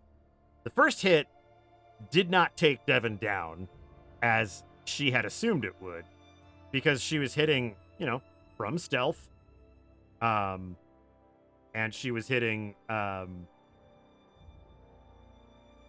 in the face with a locked and loaded punch.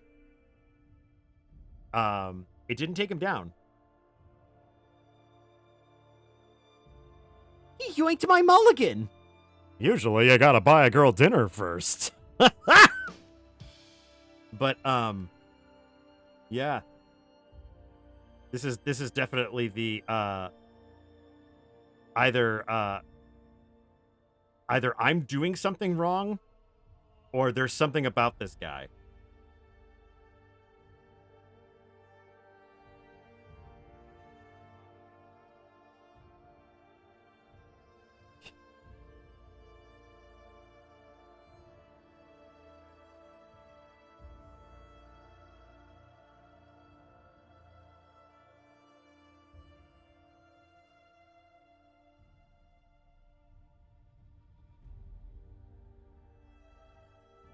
¿Por qué no lo dos? And she's just like, I'm sorry everything melted. What? Bam!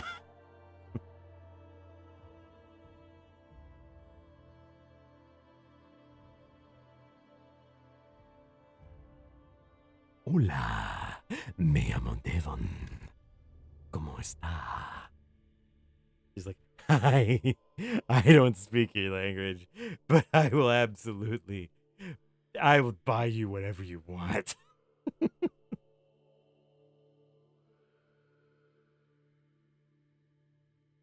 Oh yeah, he counter, and yep.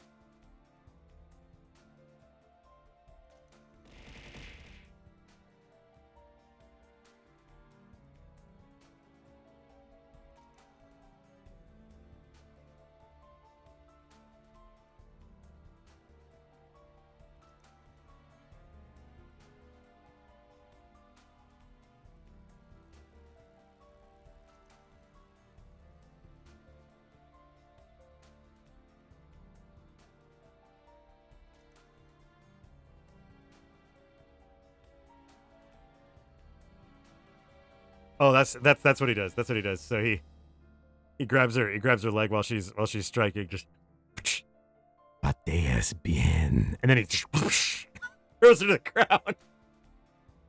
And then she's just like, I'm once I grow back all my teeth, I'm gonna marry that guy. Pateas bien, señorita. I mean, he's a horse. I should make him like Spanish. I should make him like actually like old Spain, but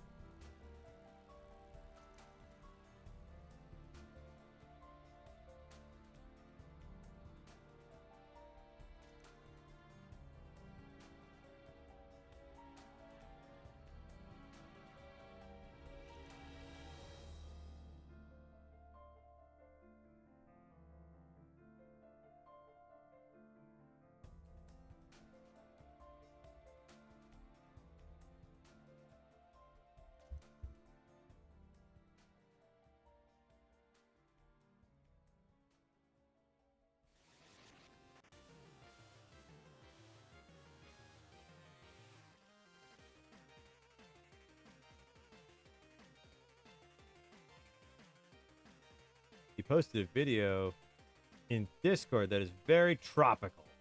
I don't see any palm trees.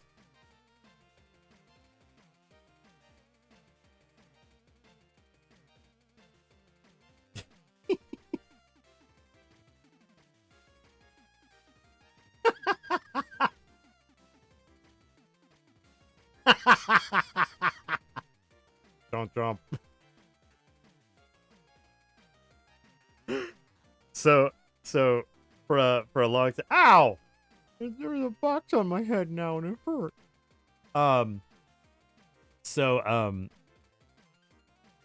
For a very long time, Mrs. Zibb and I were planning on doing a parody of Dragon Ball Z, just for fun. And one of the things that we wanted to do was to have the androids constantly annoy Trunks, and just constantly remind them that he's a robot, that they're robots, and that they would constantly just say shit like beep, like like just to bother him. And that just reminded me of that because I love 16. 16 is one of my favorites.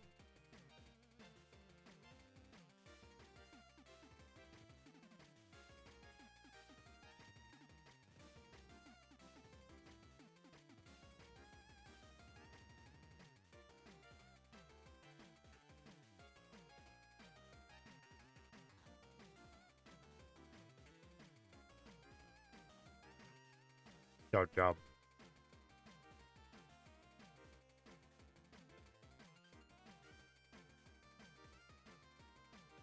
It's funny. I like their dialogue too, because okay. And you know what's funny is there's absolutely no reason why he couldn't, because Bulma could absolutely rebuild him. There is no reason that 16 is not in Super. There's no reason that he's not. Absolutely no reason that he isn't. None. There's no reason. And that's the other thing too. 16, just like the other androids, is based off a real dude. He's an android, not a robot. So if you bring back to life all the people that Cell killed, that includes 16. So he should still be around. And he's not. Because you gotta have... Oh, he's got to be around so Gohan can be mad. It's like, it's... Stupid. Dumb. Dumb. Gohan, you have to be upset. Remember the birds, Gohan. No Cell's gonna step on my head. I was a robot.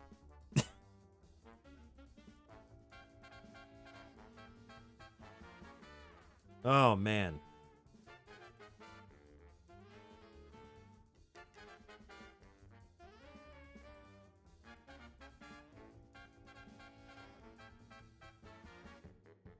I think one of the problems too, like, and maybe Toriyama even thought of this, but I think no, he never gets revived. He never shows up again. Because I'm sure Gohan would want to hang out with him. But the thing about 16 is that his death is what pushes Gohan to become, greater than that. And I think if you go further into Super and into, the later chapters of everything, like where we're getting near like the end game, Gohan has like beast form, whatever. He needs that finality to push him. Yeah. But he needs that finality because if 16 has the same, like, everyone comes back because of the Dragon Balls kind of thing, then he wouldn't be able to push past that. But I get it. Because like, what is it? Even Krillin explains it at one point, and maybe Goku explains it in the manga. I'm not sure, but the Super Saiyan form, I guess, is based off of rage. So Super Saiyan 1 is based entirely off of rage. So the only reason that Gohan is able to go Super Saiyan 1 is because he can get super mad. And the idea is that he goes beyond angry because of what Cell does. Like, he kills 16. 16's completely helpless. 16 can't do anything. Like, he doesn't have his thing that's supposed to be able to kill Cell, his big boomy. And Cell, not only does he like disable 16, then he kills him while he's completely helpless. And that drives Gohan to being completely out of his mind, fucking angry. And he ascends beyond Super Saiyan. So he essentially is so irreplaceably angry, enraged, that he loses his mind. And he's so insanely mad that he becomes sane. Like, but like, I don't know how best to explain that. But that's the point. Is that because 16 is irrevocably dead, there is no way for him to come back. He's a robot, he's an android. He is gone. That is why Gohan ascend. And that's why Gohan has beast mode. And from what I understand, the idea is that beast mode with Gohan is so powerful that it's that ascension that is kind of the breaking point for him. His goofiness and his like, oh well, I haven't been training and and his dumbness and everything isn't because like he's bad at it or because he's like not good at training. It's him trying to not blow up the universe, from what I understand. Because if he were to lose control, if he were to like not like hold his power in, he would destroy everything. That's kind of interesting. It's just like, oh, okay, so Gohan is the most powerful thing in the universe. That's neat. But yeah. No job. Yeah, I've always thought that was interesting that they never brought back 16, but it's because they needed to not bring back 16. Otherwise, Gohan would not have the reason to be mad. To not have like that thing. And this is the other thing. Then you'd have to get into the eternal cycle of people threatening to kill and killing Pan and Videl, which is the only other thing that would probably set Gohan off to get him to go super beast mode. And then it's like, I'm sure Toriyama's like, I really don't want to do that. They're already useless again, so.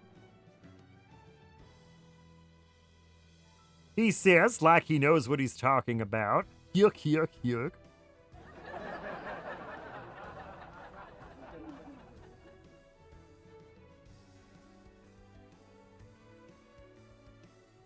Okay, so this is about halfway inked. You know what? Let's put a little. We're gonna put a little. This panel didn't take much time, so let's jump over here and get this started.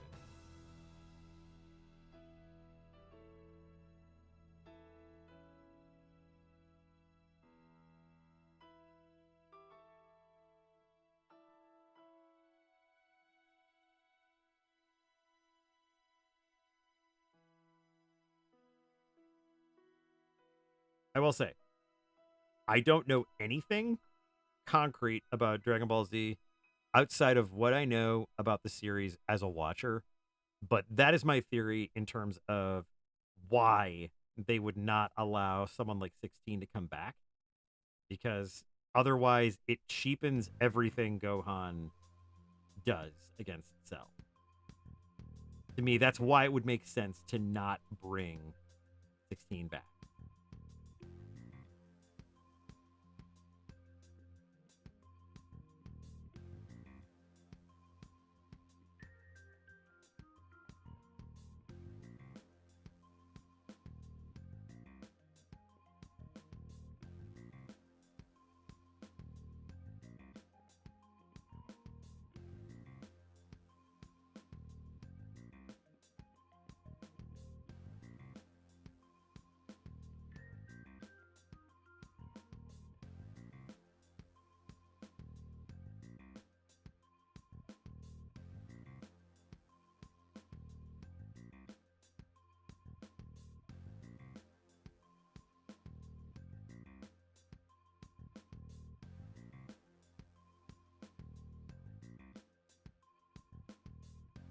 Although for some reason, Whisper getting thrown like this reminds me of the fight between ow.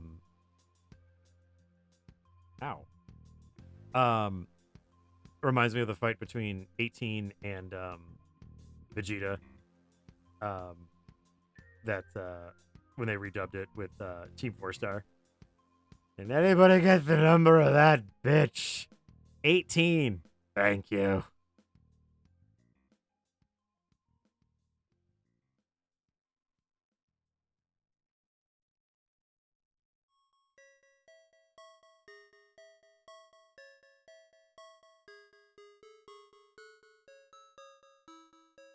'18, of course, is one of the best characters in Dragon Ball Z.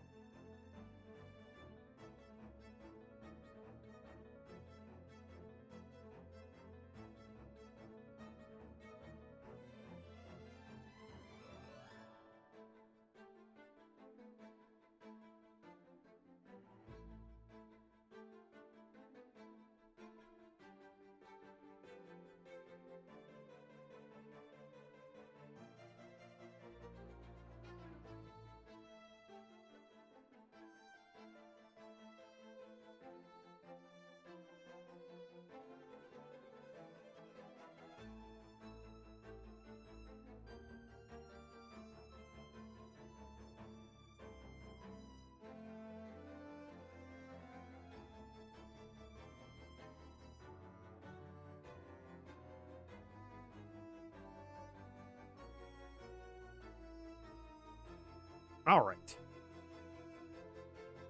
This is a good bit of progress for Monday night. I'm excited about this. Very good. Great. Very grand. We're going to save this up. And then we are going to play a respectful game that by no means involves any kind of wagery. Frickin' God-loving, stupid, frickin' dumbass. But respectfully, if I gotta frickin' play Guys and Dolls over here when it comes to, like, convincing, and I'm assuming nobody got any notifications about the stream being about the old dice game. I'm assuming. Frickin' witch. But, I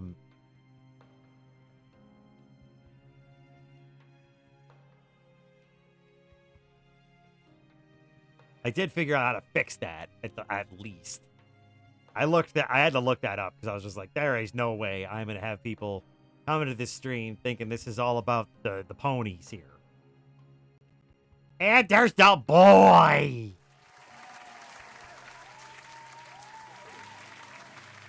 There you go, baby boy. Everybody say hi, Roscoe. Hi, Roscoe.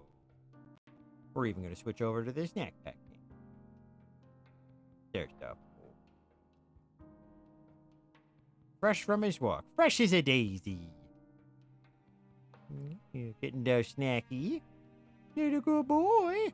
Find that snacky. Find it all. Get it. Sniff, sniff. Find all the snacks. Show everybody that butt. That wiry coat. Sniff, sniff, sniff. Sniff, sniff. Yeah, buddy, your ass is in the camera.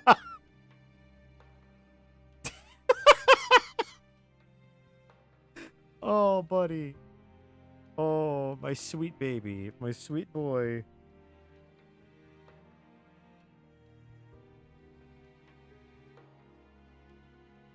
He's gonna start his own subscription service. It's gonna be called OnlyFriends. Oh, thank you, buddy. Thank you. That was a nice. That's nice. Thank you. Oh my god, my boy, my baby boy. What a sweet pea that guy is.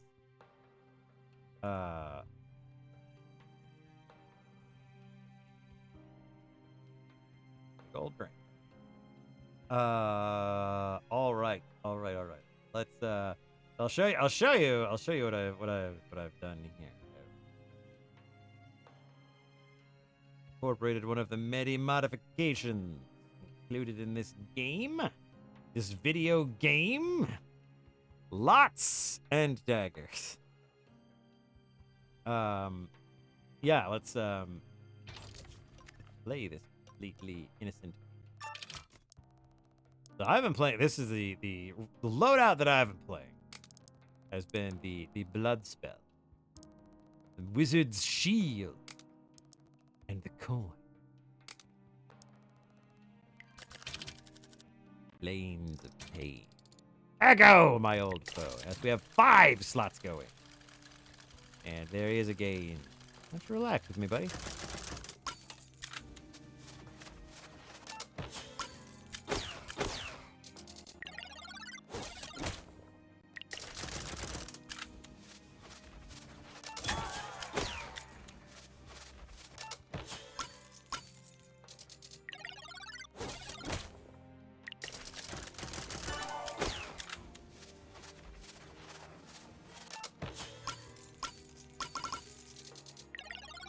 Some of that loot. Ooh, getting lots of loot this time around. This is good. $20. Putting up the shield. Yay, $32. Like that.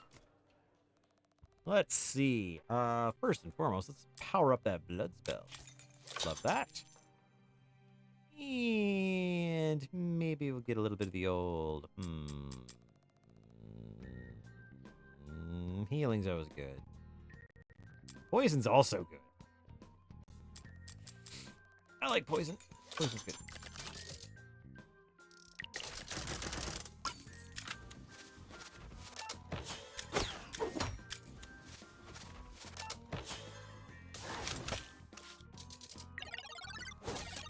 Wizard Shield's also quite good with Blood Spell because it gives it more damage. Oh man, this Wizard Shield is going to be doing some high damage.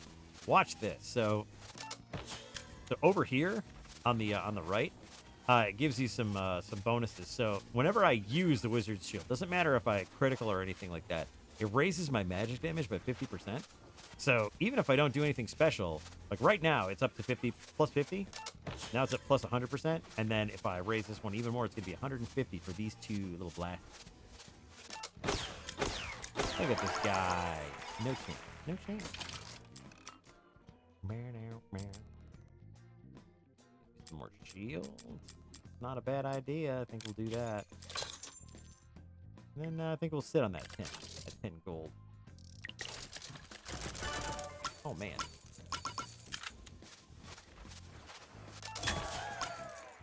Nice thing about getting those extra rollers that you critical a lot more.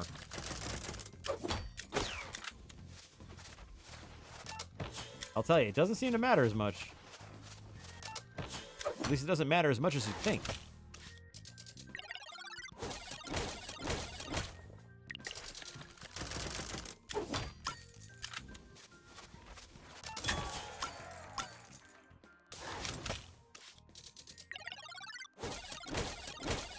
And those hammer goblins.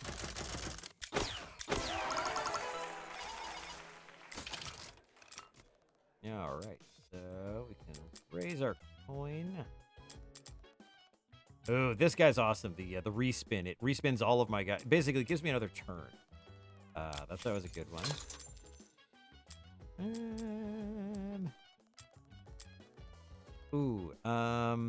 This is the hammer's a good idea. We'll do coin and ham. Coin and ham and baking tips.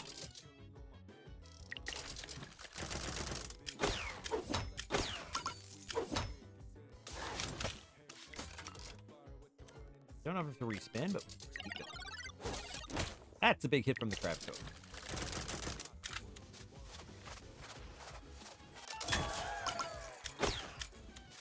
See, that magic damage goes a long way because the hammer also does magic.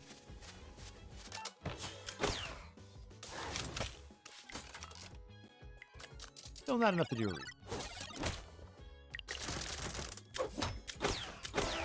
There we go. I think what we'll do, since the hammer is going to do magic damage with us, I think we'll sell off that poison sword.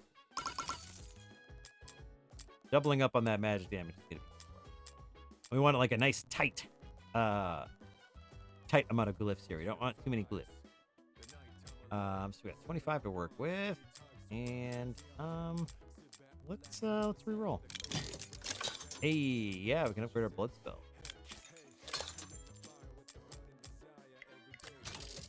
Queen of Snakes. Let's get her. That's good. Good way to start.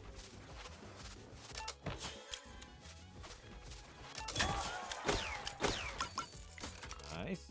All right. I like it. Queen of Snakes don't mean nothing to me. Smack. Damage on the Queen of Snakes. I like that. Try to hit me. It doesn't do much to me. This is going to be good because we're going to do extra damage with the hammer. And our blood spell. Nice. Still not enough to reroll, but that's okay. She can heal herself. That's fine. Gives us a little chance to shoot. Oh, man. Extra blood damage. Love that. Still not enough to reroll. That's okay. We're still saving our money. Okay, we could use a heal or a lot of damage. There we go. We got it. Oh, we rolled 3 6s. That's a ton of extra money. Good deal. Okay. So the wizard shield is definitely getting upgraded. And then I think we're going to reroll. Oh, the 5er. What level is our coin at? Coin's at level 2. Let's sell off the level 2 coin. Grab the 5er. Oh, shoot. We need the magic damage. Is there a power-up we can sell? Well, we haven't gotten anything out of the reroll yet, and I'm sure it will come up. Can't sell it. Can't. Yeah, we'll sell that one, and then we'll get the extra magic damage. There we go. The Beggar King once commanded an army of thieves. He tells stories, the grand siege of the Citadel, the Battle of Cuden. Now he guards the cemetery gates, smoking cigarettes and counting moons. Pretty rad soundtrack for that. But from a completely different game, though. Oh, critical hit on that blood man. Love that.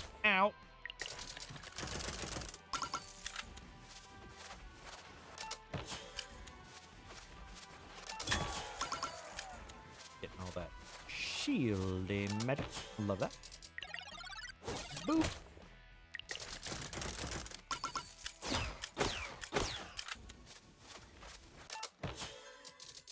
Yeah, getting that magic book is a great bit of help for us, because that's going to be doing so much more magic damage with the hammer, with the blood spell.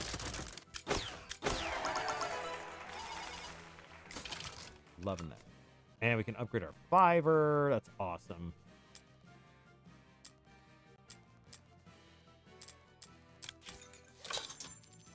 And we'll upgrade our health too. Nice. A snatcher. This guy likes to steal my money. This guy's a jerk. Oh, he's stunned. Nice. Hammer's also good because he's stunned.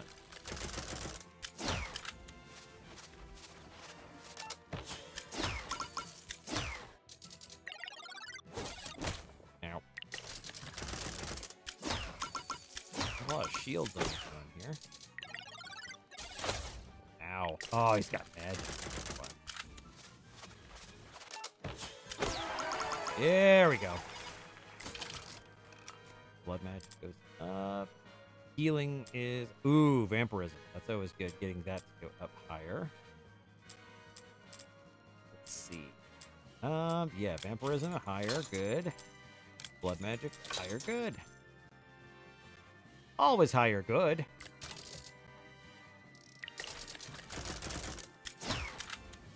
Getting vampirism on all attacks is great, not just the blood magic. Yeah, 3-5.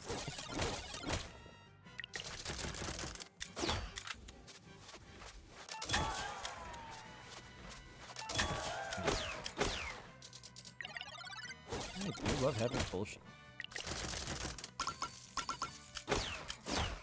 Hey, there we go. And morph, my God. Thank you, guys. Okay, well, those shields are going up. Our life up. Let's re-roll. Oh, hammer upgrade. Love that. Oh, ferocity. General or critical success of a skill check grants a respin of the current wheel. That is a great one to have.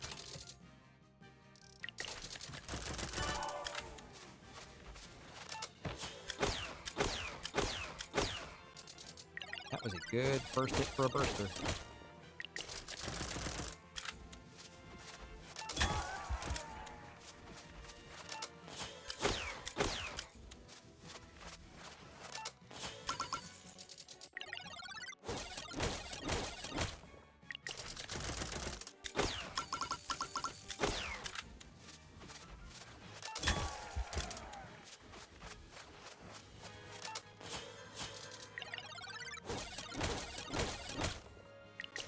Anything that lets you re-roll those. Nice. Wham, wham, wham. Upgrade our fiver. Always a winning bet.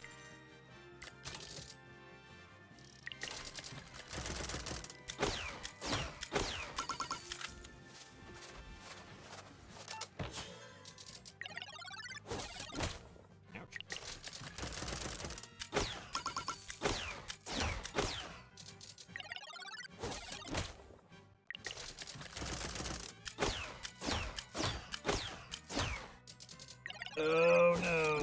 Yep. Didn't make it. Darn it. Really needed a shield on that one. Darn. Ah, well. See what I mean? Even with five wheels going, you're still mortal. You know, you're still not, like impervious. So, but great game. I mean, I love Slots and Daggers. It's a great game. Such a nice, like, little interim game between games.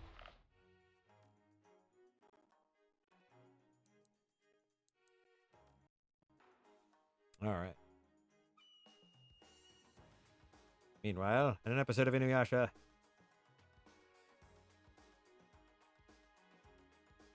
All right, music. You have done admirably this evening, but we need to get into the meat and potatoes of the game this evening, and that is going to be our pal, Mouse. TI for hire. This might be it. This might be the last episode of Mouse. I don't know. Until the youch. Until the DLC anyway.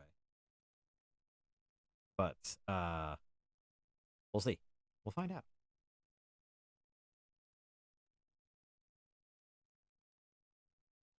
I'm excited. I've been enjoying this game this whole time. It's had its ups and downs, but it's definitely been way more on the ups than anything else. So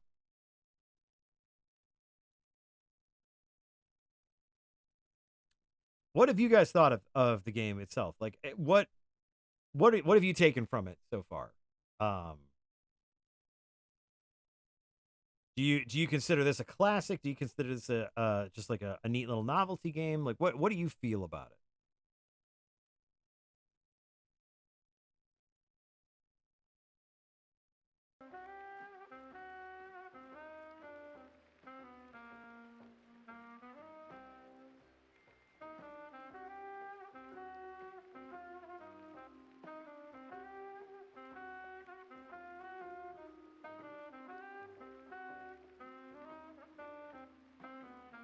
Notable game of the year. Yeah, I would definitely say so. I would definitely say so. Mouse, Black Fox.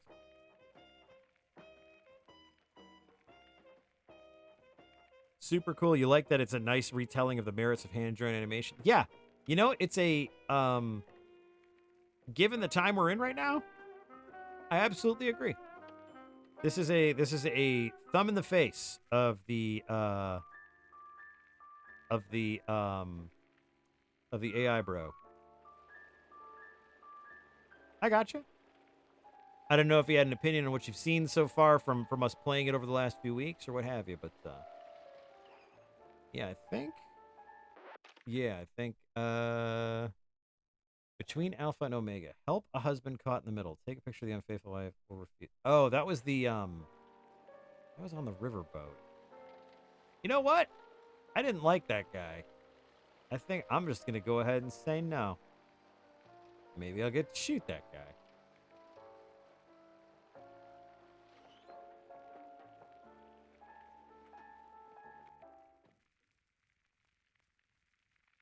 I know the burger's gone. I was hungry. The job seemed easy. Find Sims, snap a pic. Victory was practically in the air. Yep. What a lovely breeze. Alright. At least I know where to go, or at least I slightly remember where to go.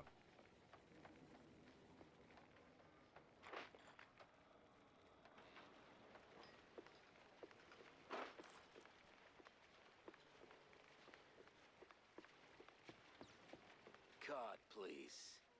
Great. Yep. Guess I gotta track down that pass. The sad banjo music is definitely Did you hear? Pre-party's happening at the cigar lounge. definitely gonna be something I miss from this game.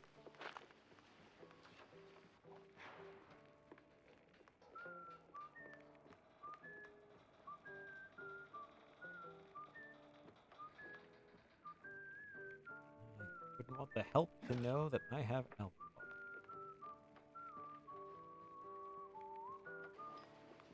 Forgot how much laundry around.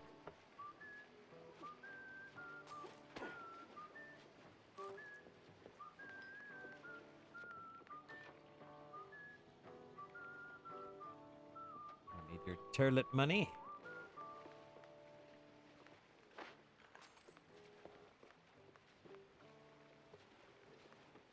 Or do I? Do I need that turlet money? Do I require turlet fund? Yeah.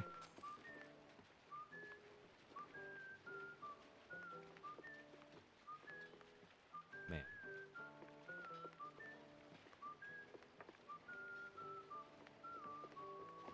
I think I remember where I need to go.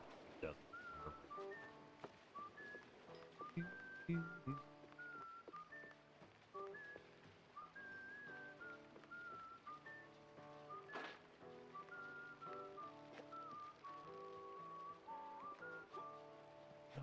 want to find the dude with the unfaithful wife, and then like completely shut him down. You're like, you know what, sir? Come on, boys, You ain't on worth the double.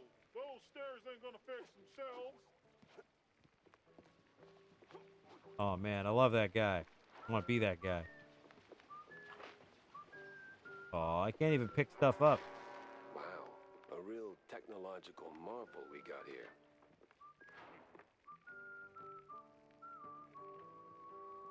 Doo-doo.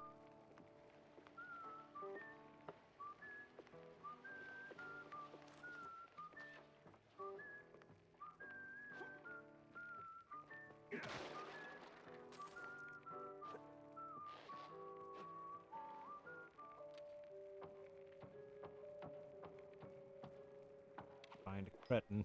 It's a hell of a lot of blue cheese in one place. Yeah? You just find it. Yeah. So, you got the phone? Nuh-uh. Nuh-uh. Oh, the life of a Sigmar is a solitary one. There we go. Yeah. Eat a dick. You suck. Ah. Exit level. Hey, you finally polished off the last of that stir fry you made Friday. I finally finished off all of the side jobs. We are the same.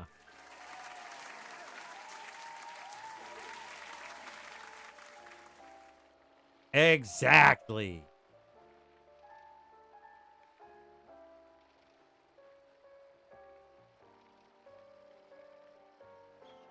Vandel's Mansion.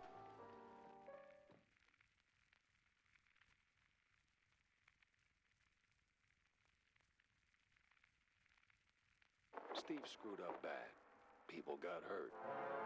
But still, even screw-ups deserve a mulligan. Mulligan? That's our secret word. Ah! Ding, ding, ding. Oh.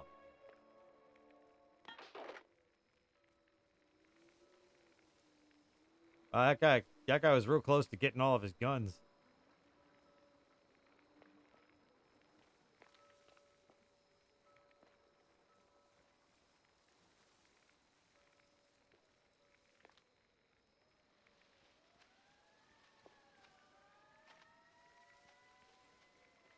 Oh man, don't tell me I gotta fight another ghost. Perched with a view, just like he said. Reach, hurt with it. I mean, I'm a private eye. I'm practically a second story man already. Man, Steve, come on.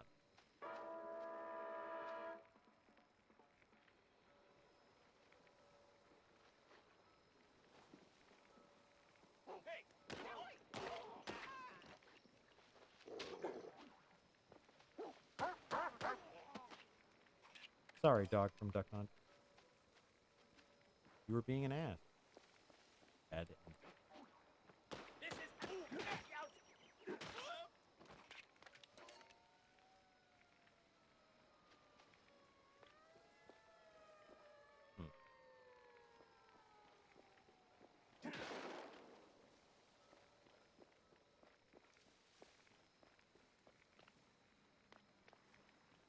All right, chat. We're gonna be dealing with crooked cops and Nazis. What kind of gun do you want me to use? Chat decides what form of indiscriminate justice I'm putting down. What form of indiscriminate? Johnny gun, acid thrower. Oh, we got some contenders. Paint thinner.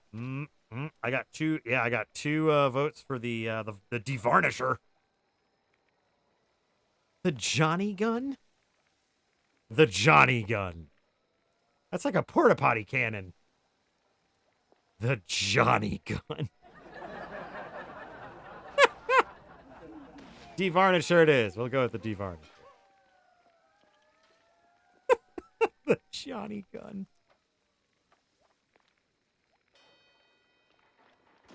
Long known as the hallmark of Johnson Gun, the gun inventor from Louisiana.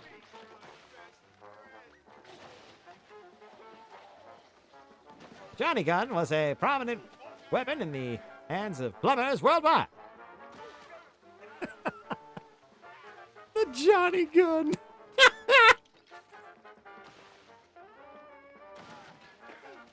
Of course, the big Muppet Patrol beat me to it. The big Muppet Patrol.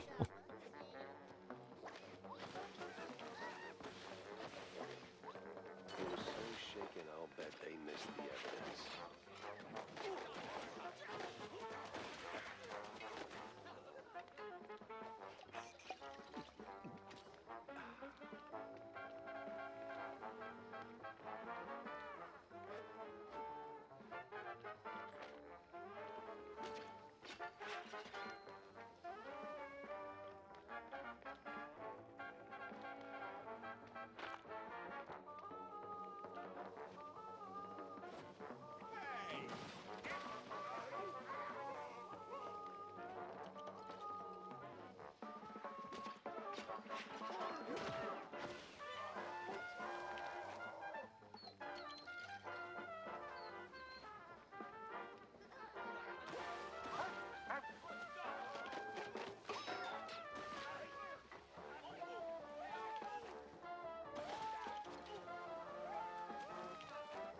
But this weapon is not far from the weapons that I used in the War Machine war game. I used to play Crix, the Nightmare Empire, and they had a lot of acid. Boy, oh boy, did they like to melt people. Melting people was just one of the things they just loved to do.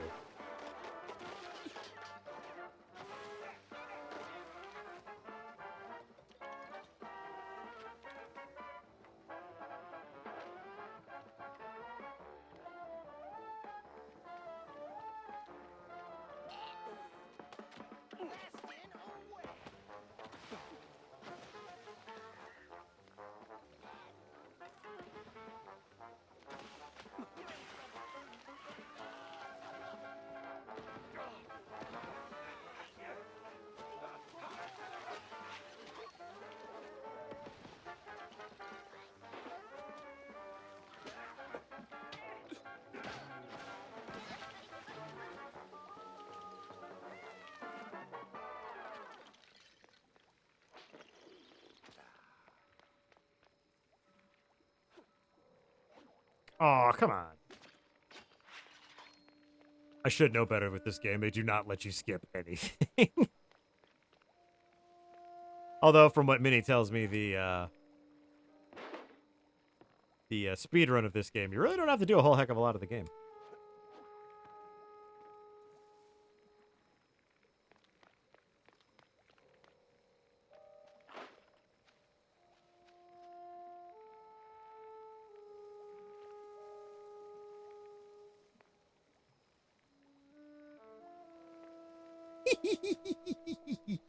I will laugh it up. When I think of all the times that I've been made fun of on this stream for my little slip-ups. Oh, yeah. I will enjoy this. I'm just going to slurp it up like a little smoothie. Gonna enjoy every little flavor burst. I'll enjoy it.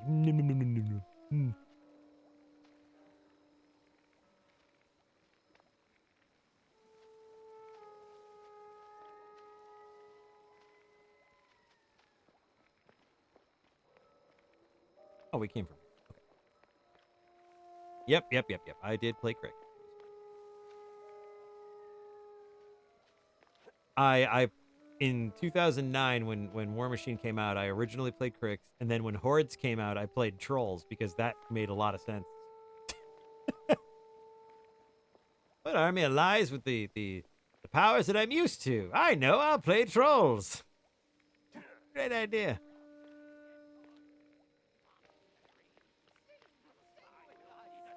I hear men. Meltable men. Oh, men. Time to be melting. Wow, what a mansion. Oh, hello. Would you like to be melted? Too bad. Melting.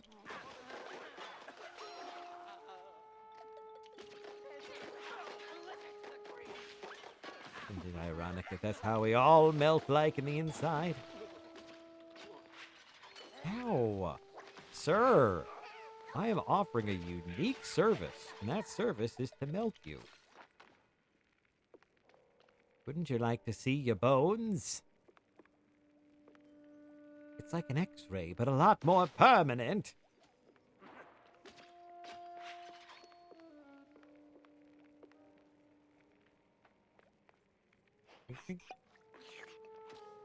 Wouldn't that be sad if, like, you just accidentally just goof, and then you accidentally, like, drink the devarnisher, and you're like, welp, looks like I'm done for.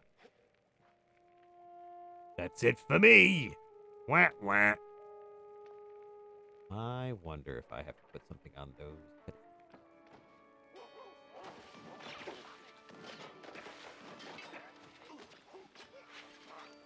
I bet I gotta kick something.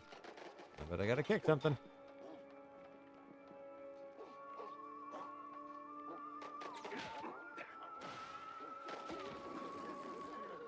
Oh, wow, those guys just... Oh! Neat.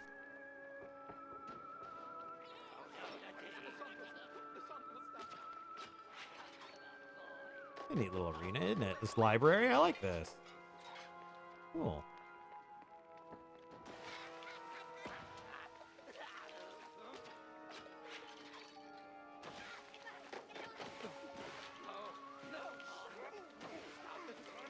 Oh, the alternate fire on this makes this gun so much more useful. Oh, I love it. It's like a goopy grenade launcher. It's the goopy grenade launcher by Galoob. Have you ever wanted to make an acid ball explode on your friends? Sure have. Well, you're in luck.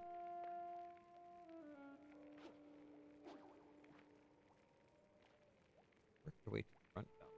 Well, I am working my way. Ooh. That was warmer.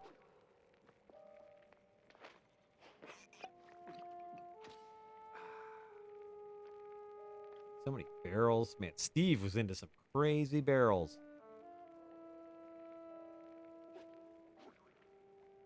Oh, look, there's a message there. Remember something.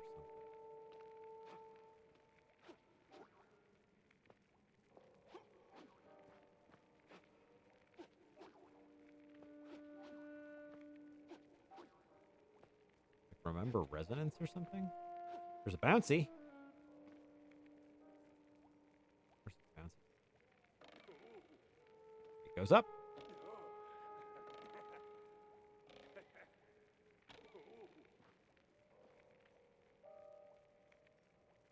Remember, is it resonance?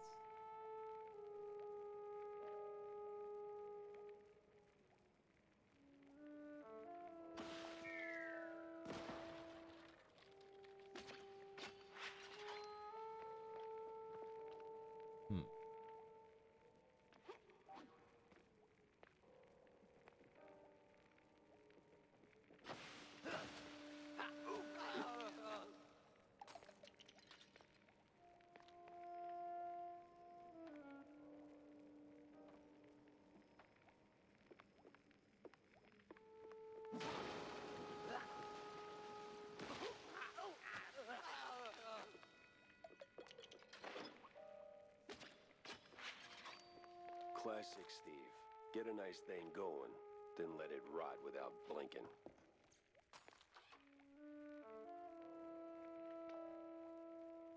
Work now, die later. Well.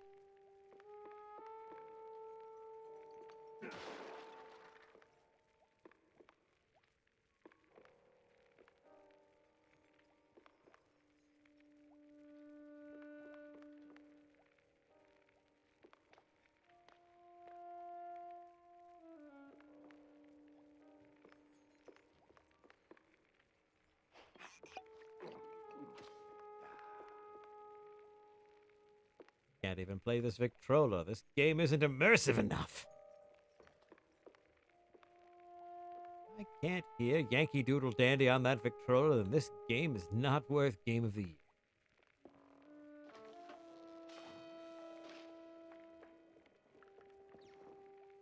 Oh, is that an... Oh, maybe it's a... Oh, hello. I'm gonna miss every shot I take.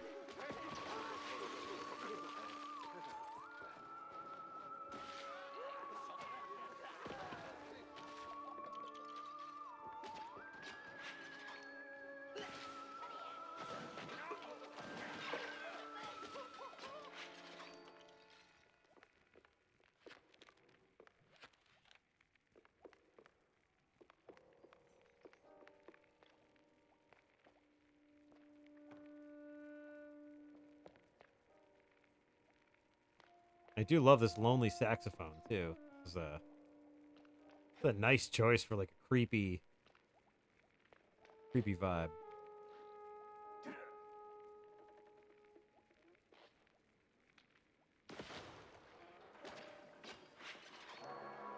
Whoa, whoa, whoa, whoa, whoa, whoa, whoa! Ooh, sub basements. And a theremin.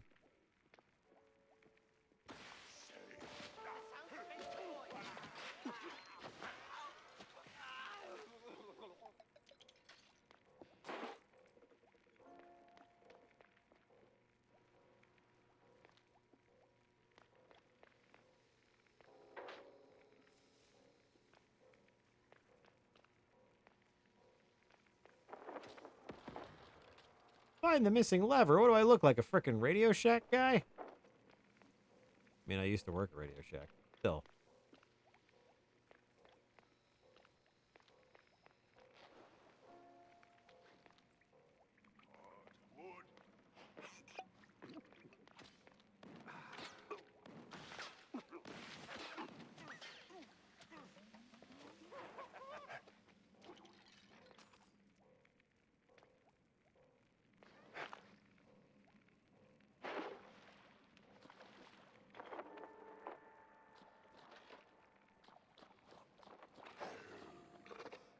How about no? How about no?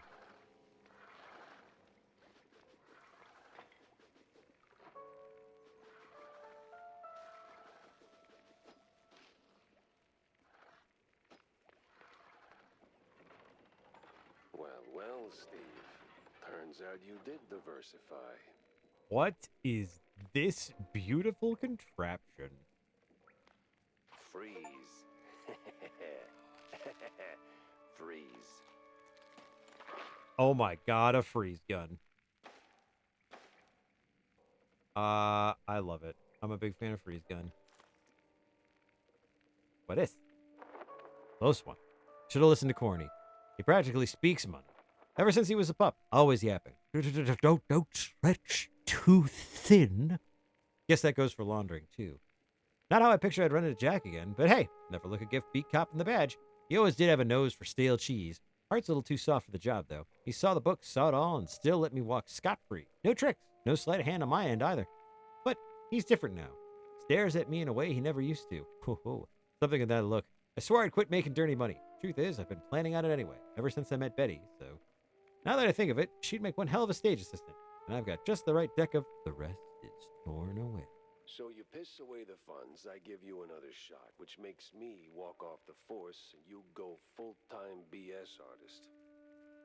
Yeah, just what I needed to remember. Portable freezer. What is the name of this weapon? Portable freezer. All right. We're still missing a gun. Oh, man.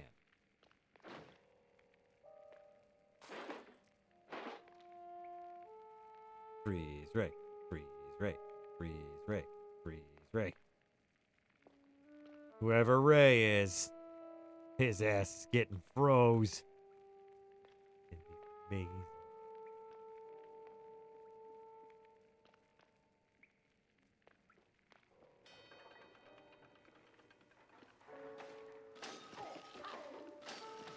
Oh, it's a beam. Oh, we finally have a beam. Oh, you know, we finally got a beam. I love it. Golly.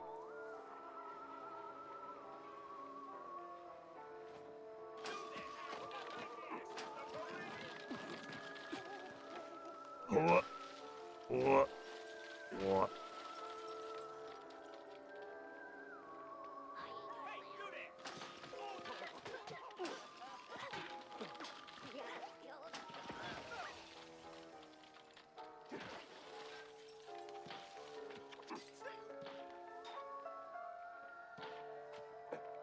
Where are you shooting me from?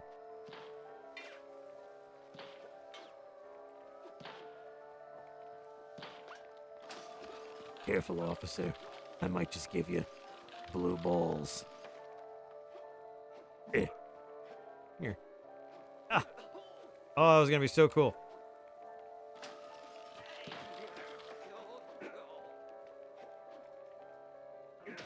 There we go.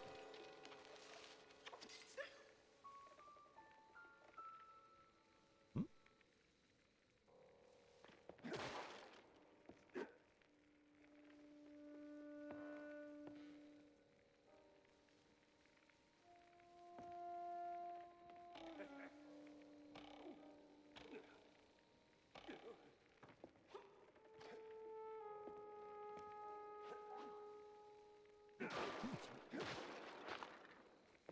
They are just piling on the cheese. I'm a big fan of that.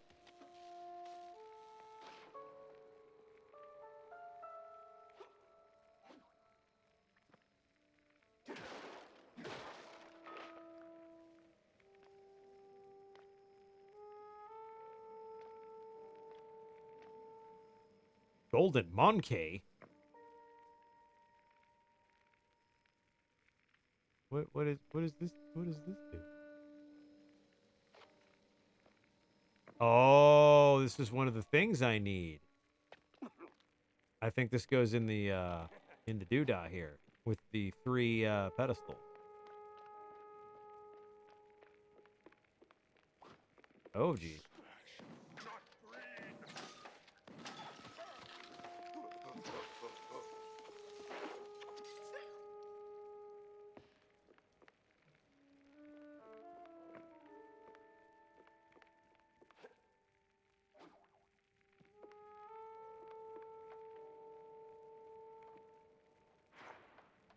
Oh, no, just to figure out where the that.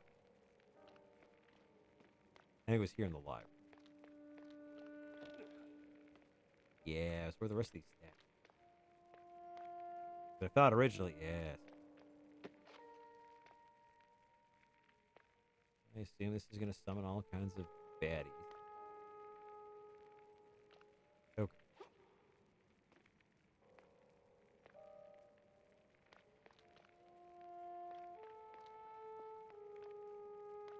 Good old portable freeze. Good for freezing things that needs porting. Like wine, spirits, alcohols of many kinds. Even non-alcoholic things. Like beer. Alright, get the monkey here. Over here. Oh, we should save our Freeze-O-Matic. We should go back to devarnishing people. I do so love devarnishing them. I'm low on the devarnishment. I need to go to an art store, get some more devarnisher.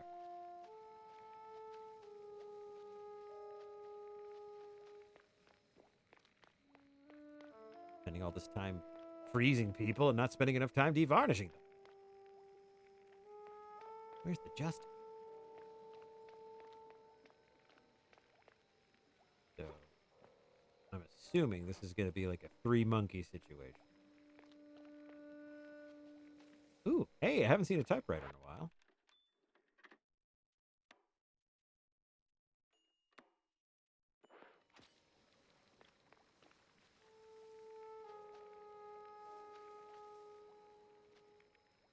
Great, this place is about as fun as a corn maze. There's a wreck.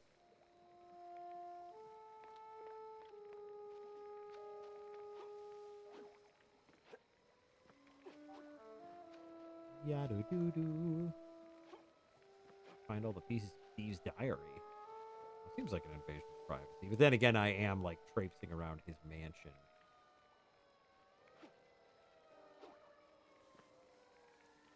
While he's in the netherworld. Just doing his thing.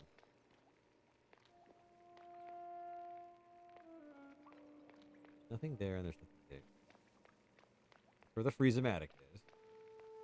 Not that.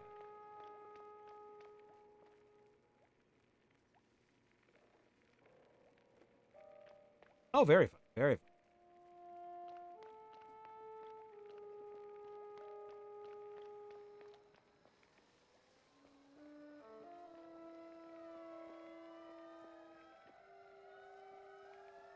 these jokers picked up a monkey.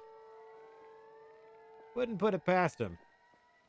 These guys have pretty sticky fingers. Oh, this is where the rifleman was, and I smoked him. What about down here?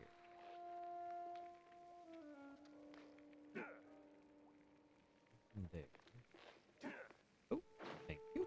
We have 9 of those now. Oh, we might need to upgrade our good pal, the little Freeze-O-Matic.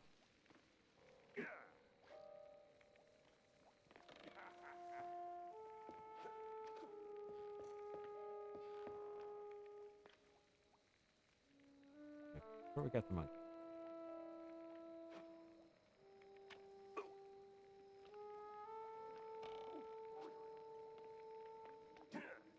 Ooh, there's a warp place there. We kind of need to get there. Freeze the map. Find a use for the stone hand. Requires stone sphere. Well, this is getting a little Resident Evil-ish up here.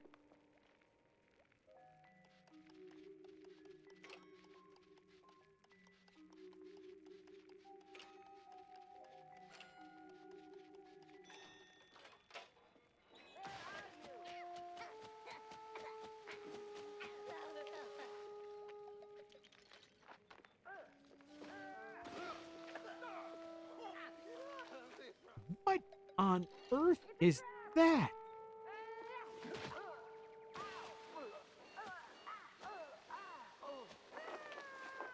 Some kind of space mouse?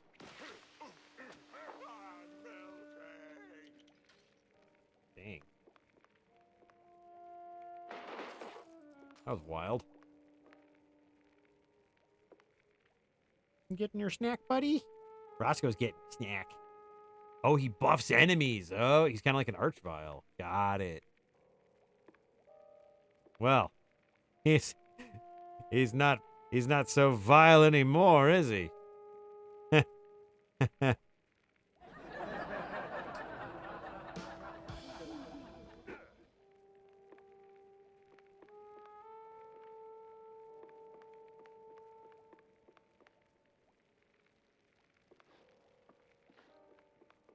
Whoa. Okay, it's another monkey. We have those monkeys. Two monkeys. It's too many monkeys. For me. Just like stand like just right over here, just like there's your stone sphere. Hey. To be clear, that was my balls.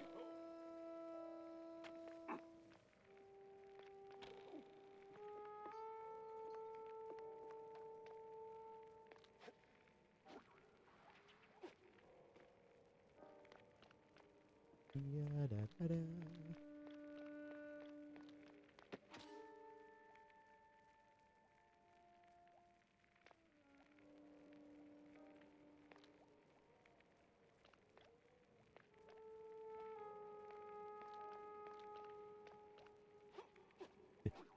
I maybe perpetually 12.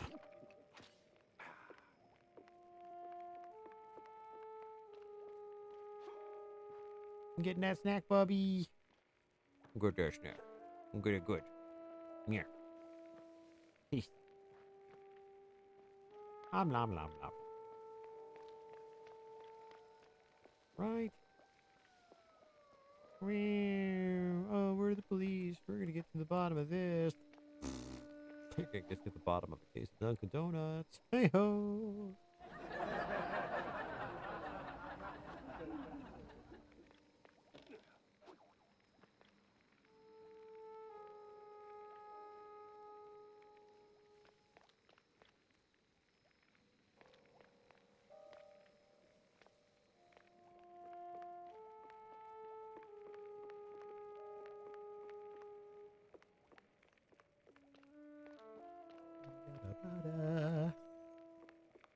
Oh, this is right again from the library. So, oh, hello.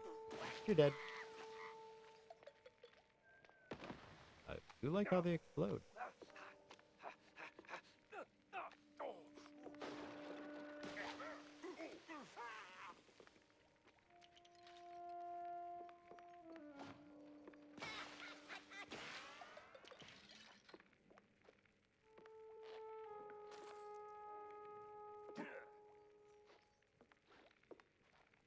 Little guys are just popping out of the wall. This is crazy.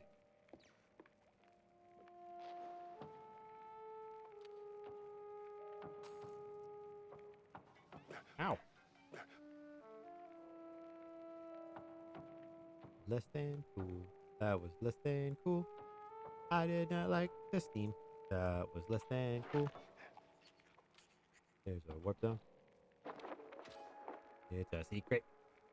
There's a safe here.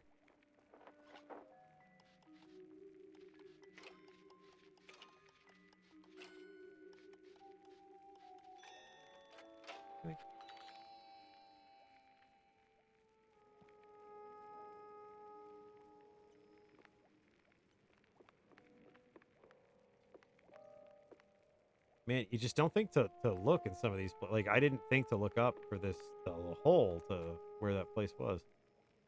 Crazy. Huh. Nuts. Of course, you can't reach it. But...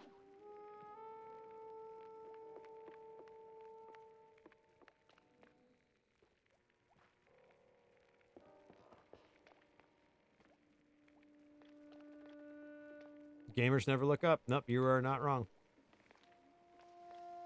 Lupin never looked up. He was a doorknobs down kind of dog. That was okay with me. She was a big sweetheart.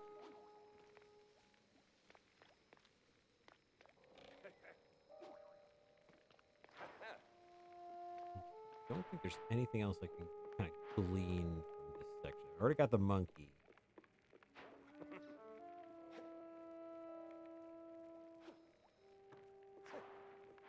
Yeah, this goes back down to blood. Okay. So, check this walkway. Oh, hello. Stone sphere.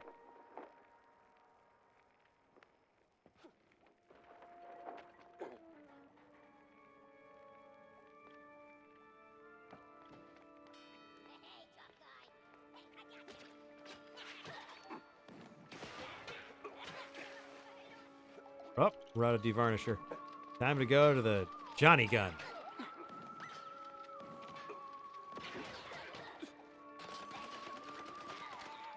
That was less effective than I thought it would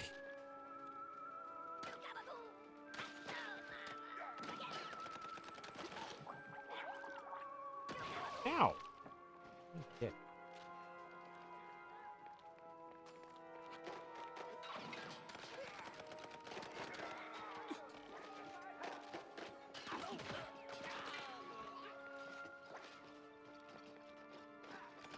Ooh, Skeleton. Electrified Skeleton.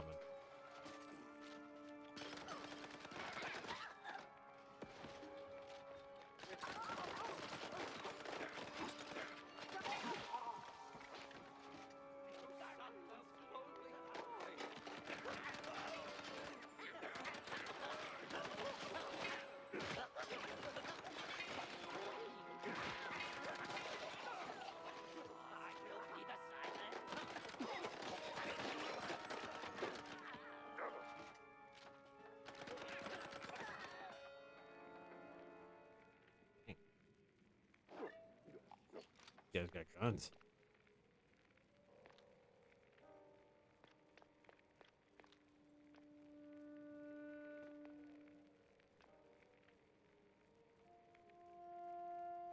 Have a good night, Gray. Good seeing you.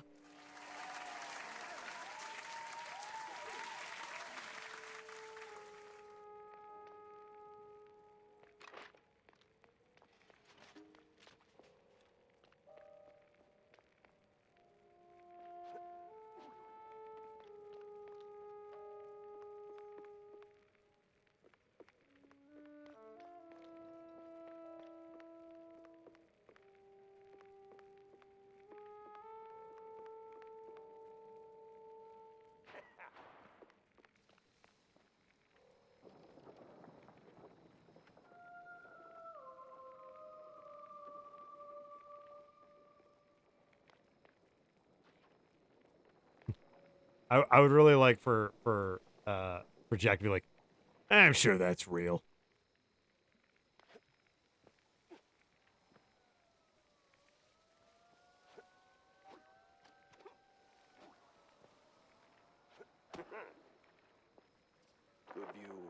ground. All we're missing is your rifle.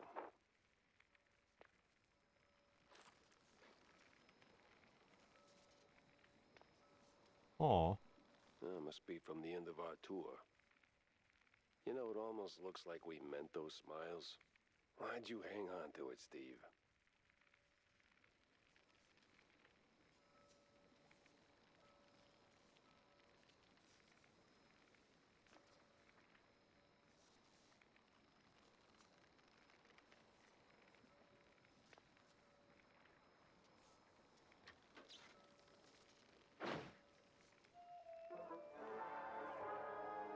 A tape with incriminating evidence against Milford Sawyer.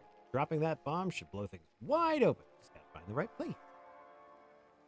What is this, a tape? No label, no manual. Yeah, figures. I'll piece it together on the way. Wanda's waiting.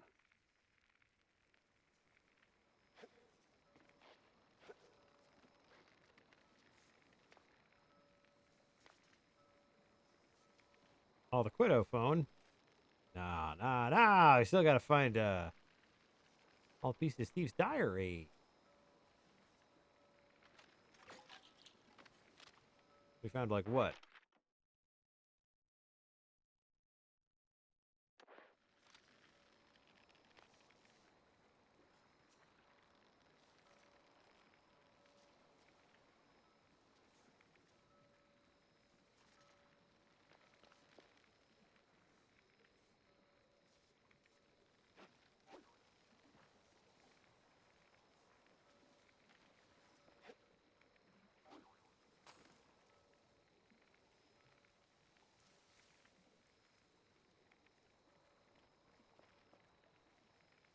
Gotta be some stuff that's inaccessible that we can get to from here.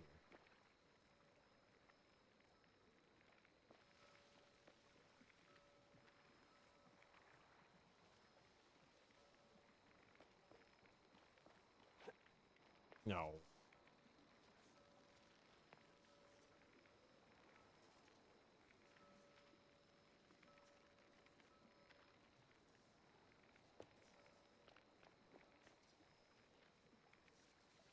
I want to use the Quiddo phone.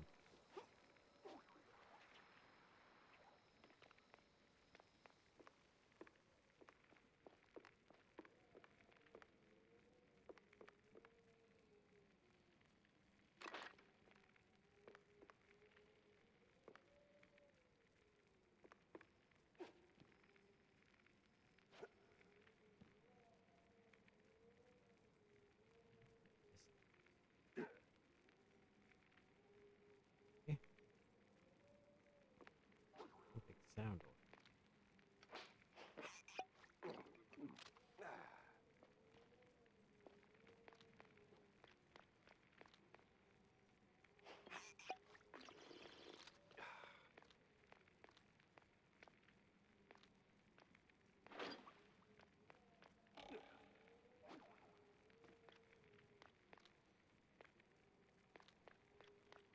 And we're missing a monkey.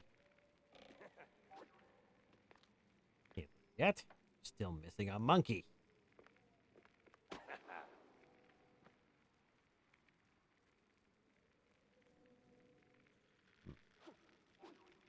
Yeah. Well, we've already been there.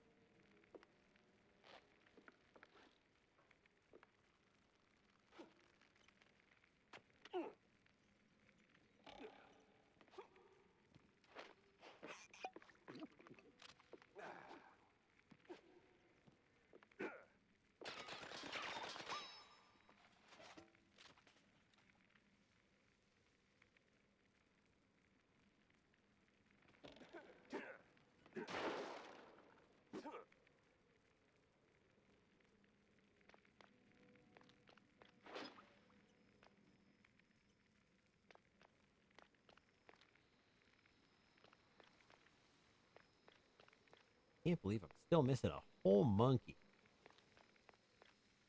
Not usually one to miss the monkey.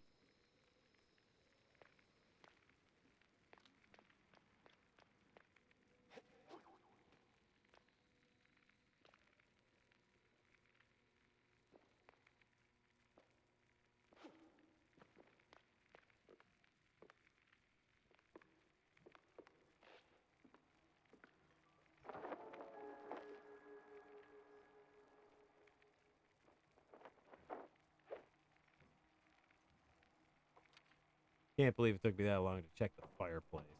What a maroon.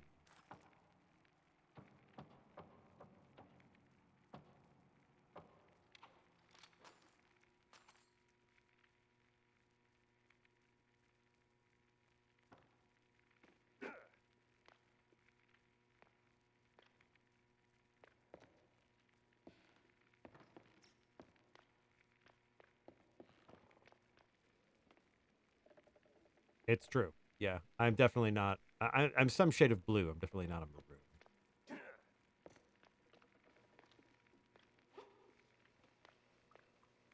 None of those work. There's nothing else in the Freeze-O-Matic room. That's where we found the first diary page. Diary number 2. Clearly, we've missed a diary page already. Unforgivable.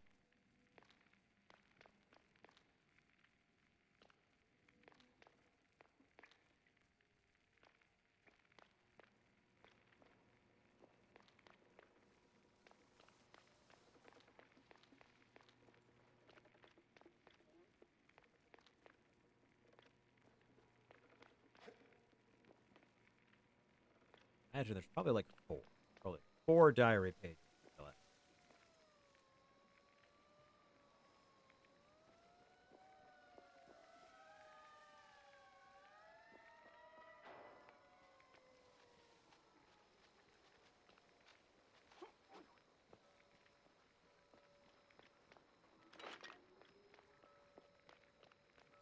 Oh.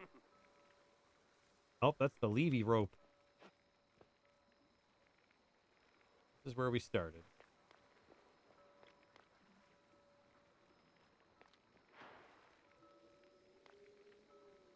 We haven't gotten there yet.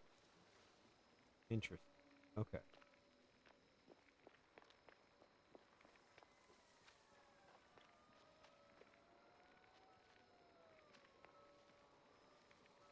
Underneath this structure, there's some kind of dungeon.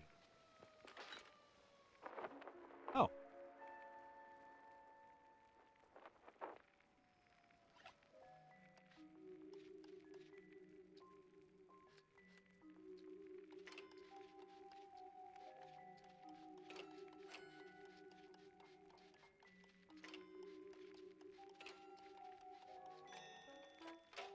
Hooray!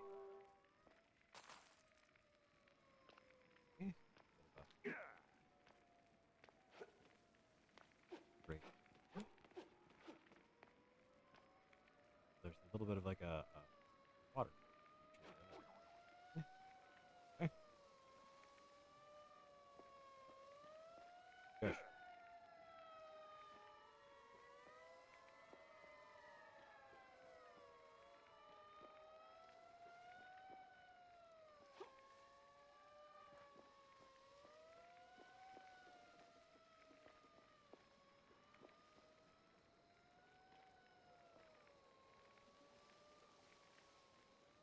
Yeah, goofy of me to have missed the giant hole in the ground a couple of times. It's a little silly. Cool.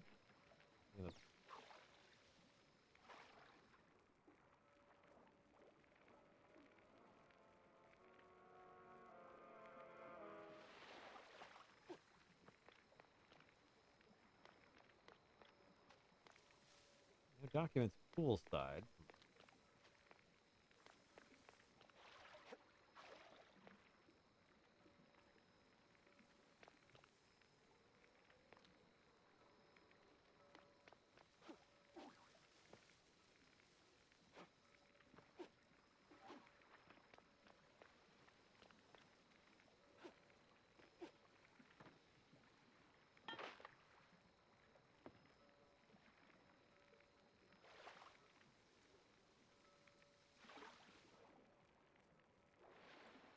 Hmm.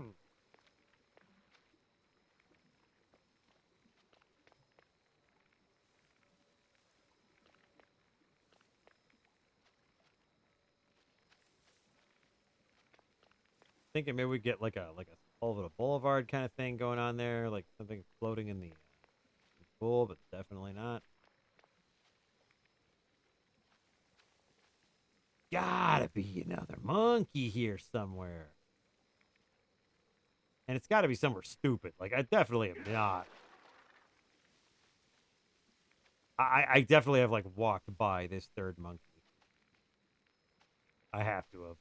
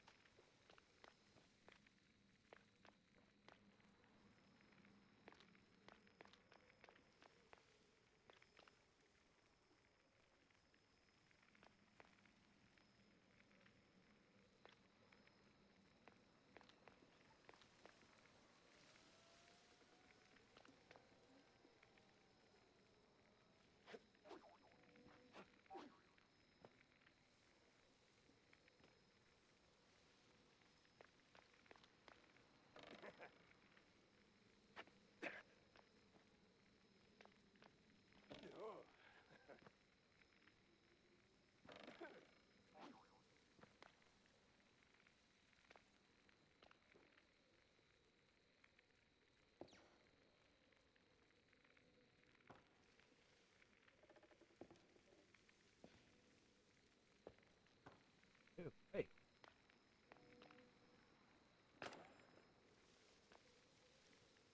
Steve, you really got to make your monkeys more accessible to the average person. I mean, this brain buster is definitely not my forte.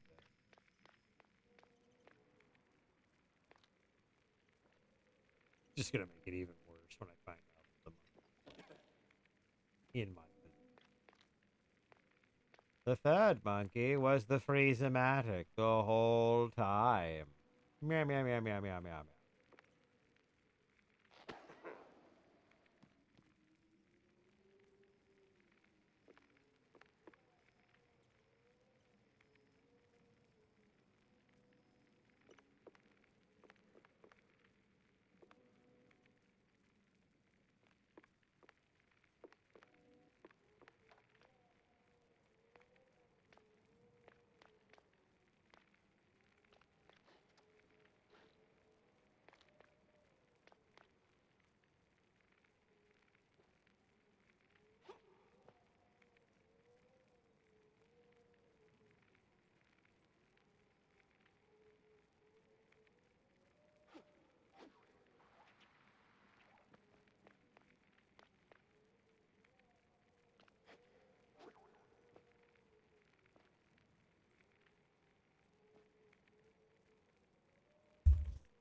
Hmm. Well, I'm wondering, is it even worth it?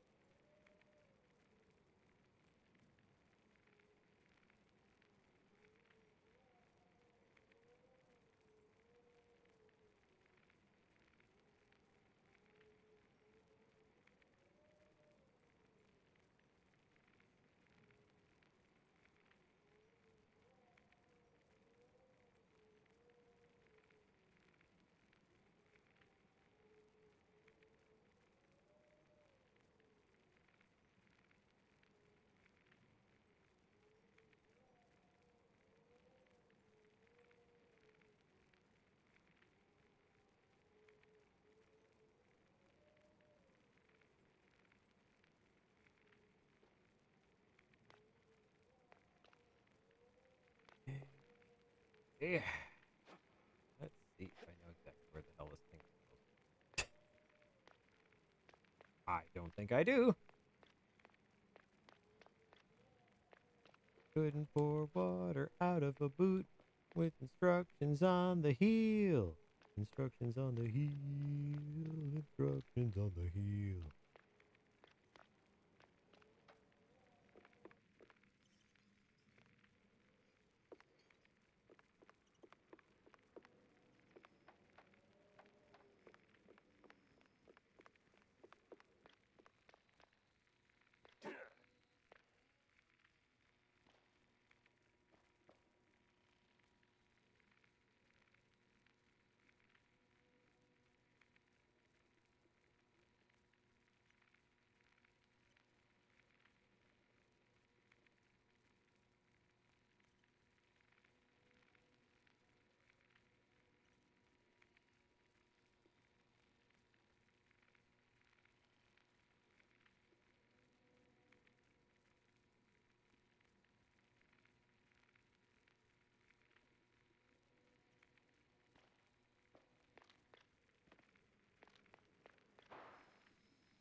Okay. Now I got the one in the front. Find the central.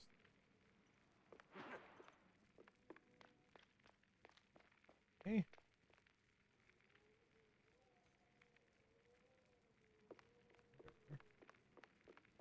One.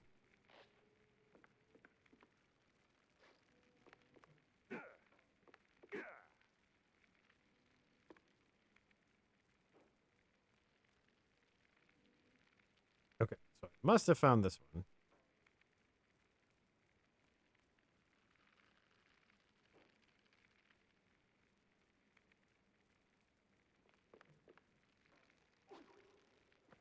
Okay. Around.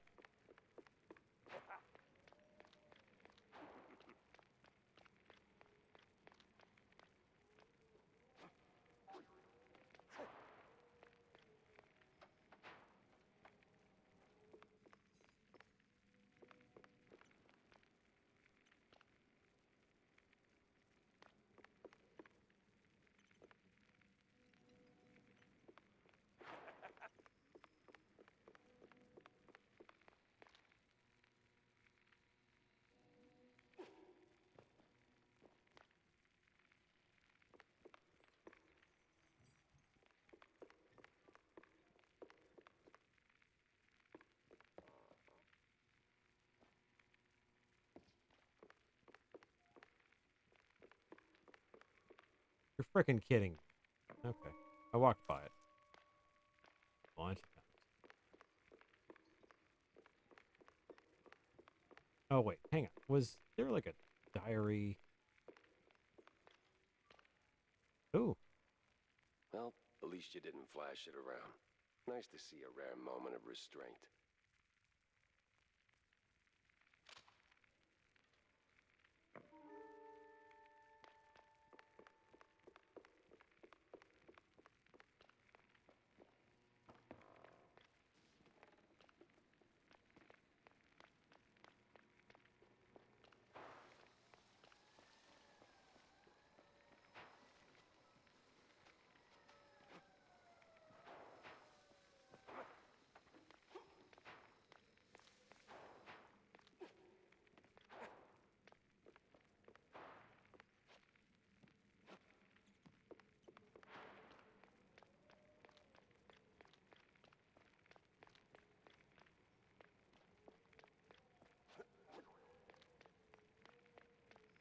Yep. Da. Gonna put a monkey, monkey, monkey. Gonna put a monkey somewhere. Gonna put a monkey on a pedestal. Lee lee somewhere. Gonna go over here.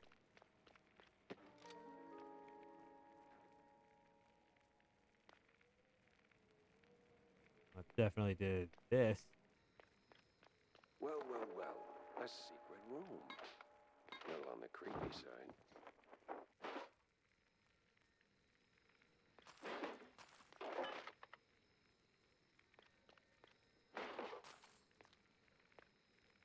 Hey!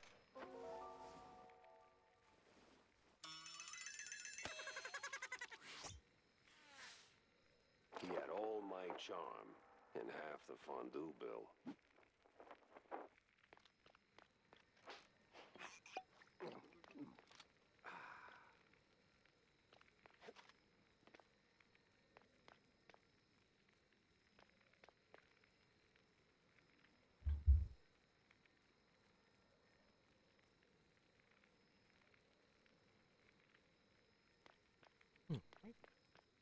Pedestal room.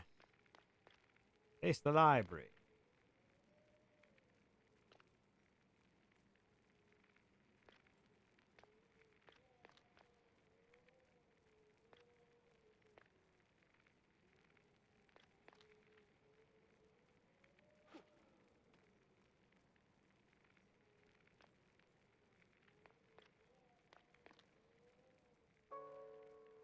Met Gabe Clarkergle today.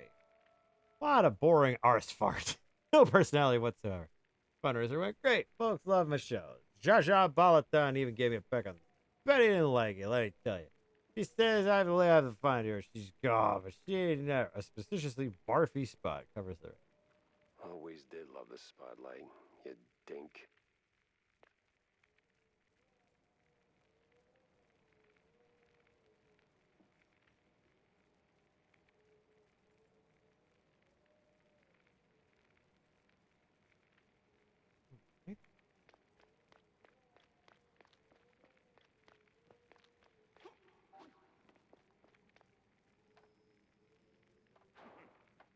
Underneath the stairs. Doo doo.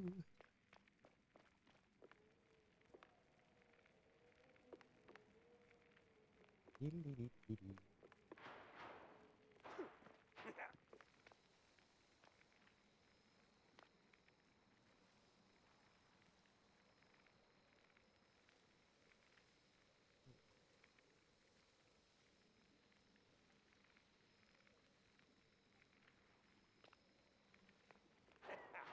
Okay.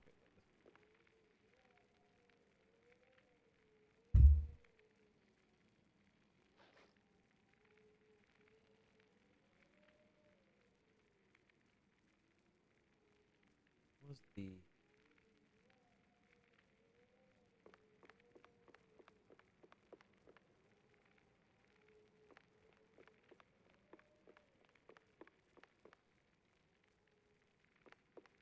Oh, what was the. There you go. No, I need to figure out where the stone sphere was. That is where Steve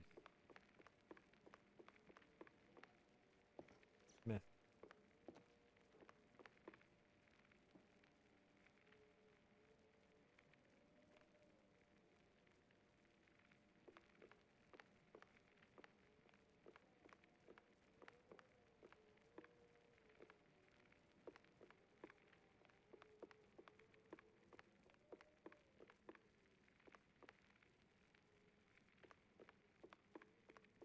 Supposed to be a lot better with music. Oh, that's where it is.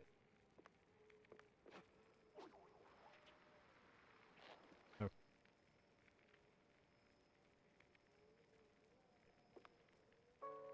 Okay, Steve. Now I feel like the butt of some stupid joke. Like, am I the baddie? Feels like things spun out of control. Money, yeah, there's plenty. Playing down the drain too. Friends lost one, picked up two, then lost two more. Yeah, with the kind of cheddar I've got, they're all Betty rests in sheets. Hard to expect. I always find others. Right, right. I always felt funny talking to a diary. It's a sheet of paper. We'll accept anything. Yet I feel this pebble in my gut. Not a hangover, not a bad trip, just something that won't go away. Well, a little late to figure out where you left your backbone, but maybe it all played out the way it had to.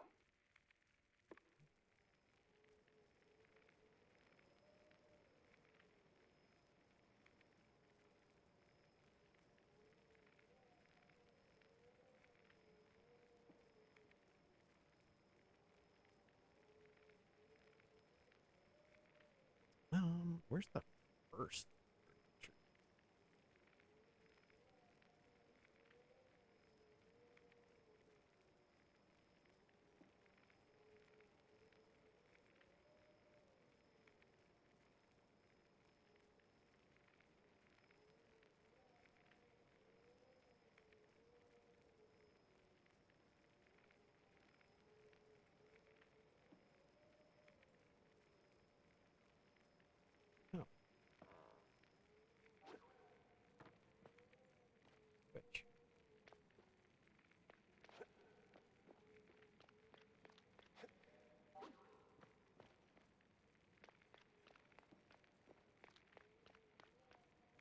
gonna bug me if I don't do this quest. Sorry, guys.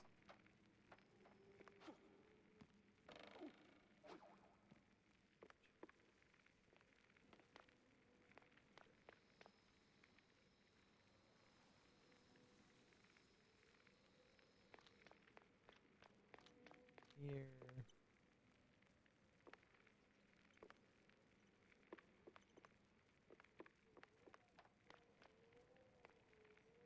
Then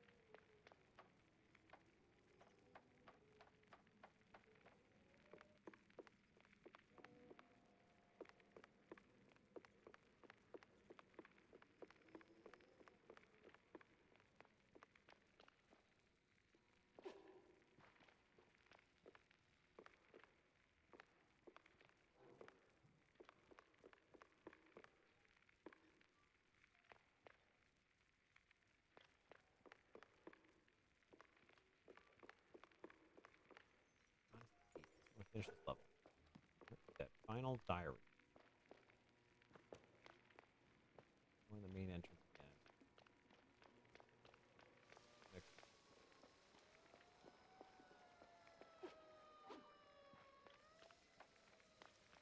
Hit it.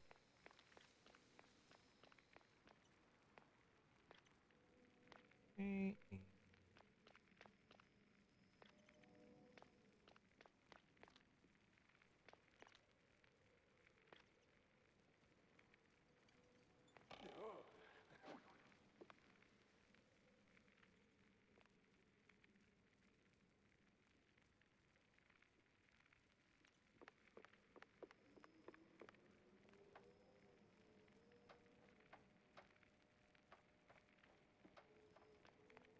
Good.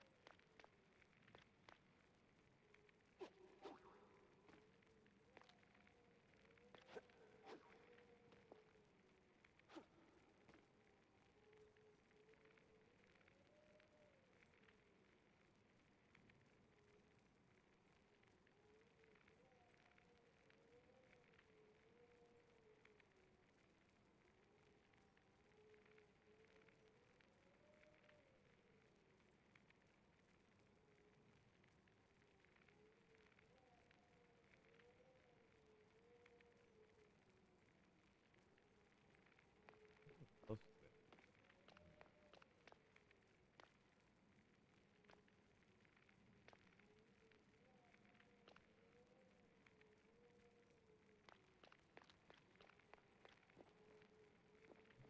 Switch on the wall. But I don't know. Look.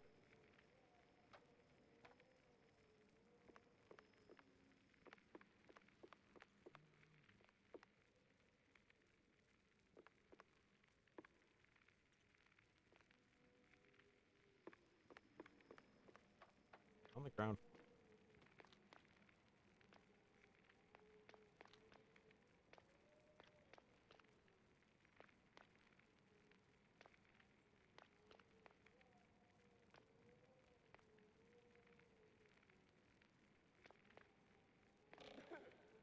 Damn. Need to find this last one. Heck did it go?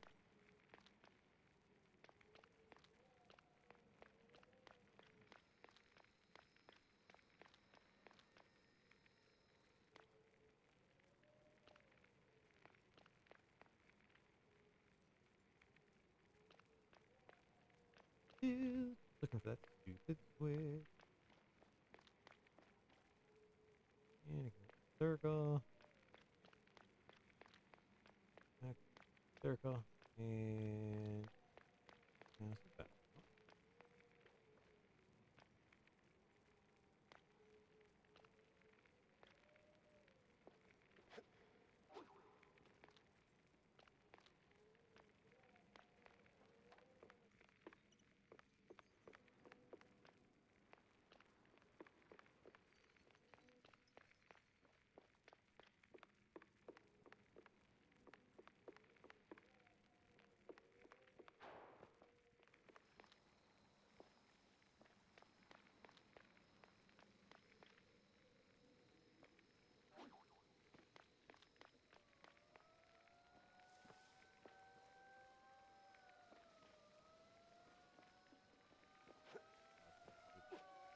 Now I can find silly.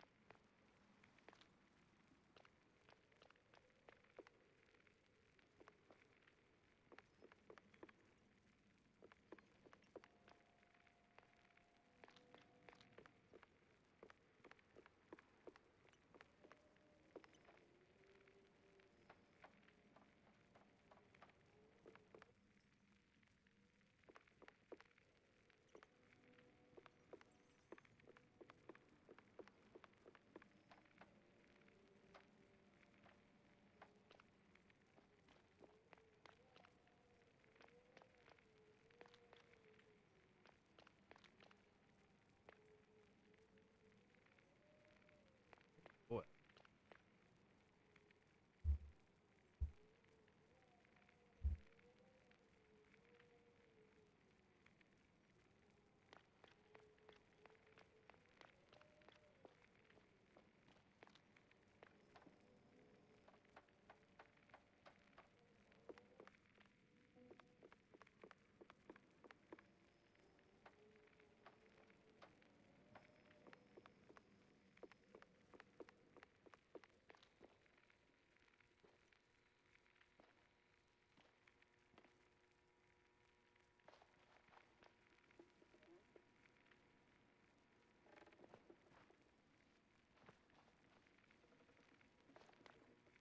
Well,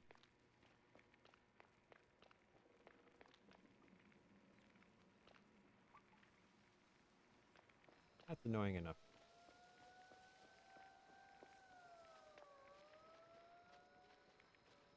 I'm gonna just have to come back to it. I do not know where the hell.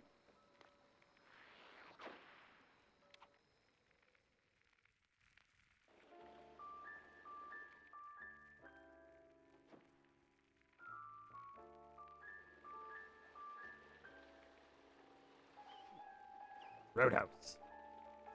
Let's see if we can upgrade any of the freezies.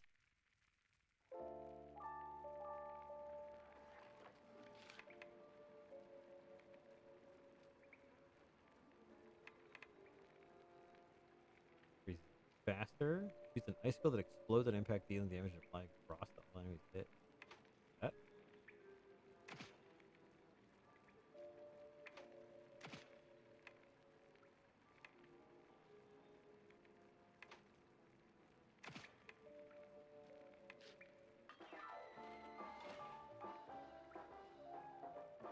Nice.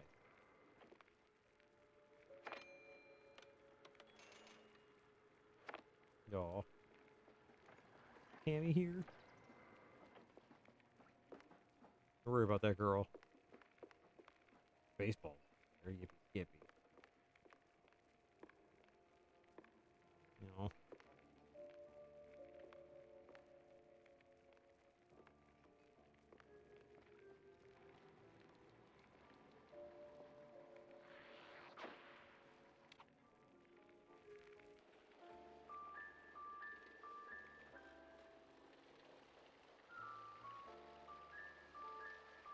Wouldn't it be great if, like, just once while you're driving around, like, the car just, like, stops and it's like, damn, I got a flat. And, like, a little cartoon, like, Jack has to get out and change the tire. World's Fair 1934. All right. Check it out.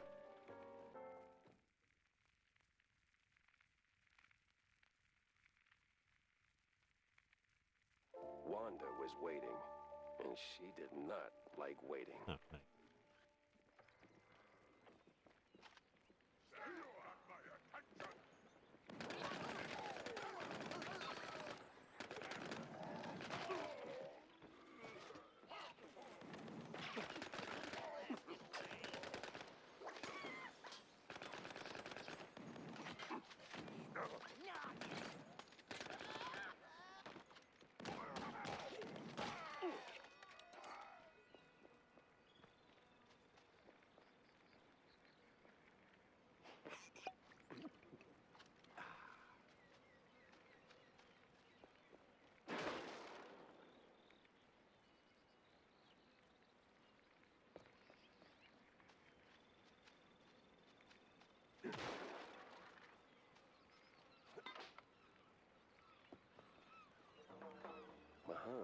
Big, ominous, foreshadowy even.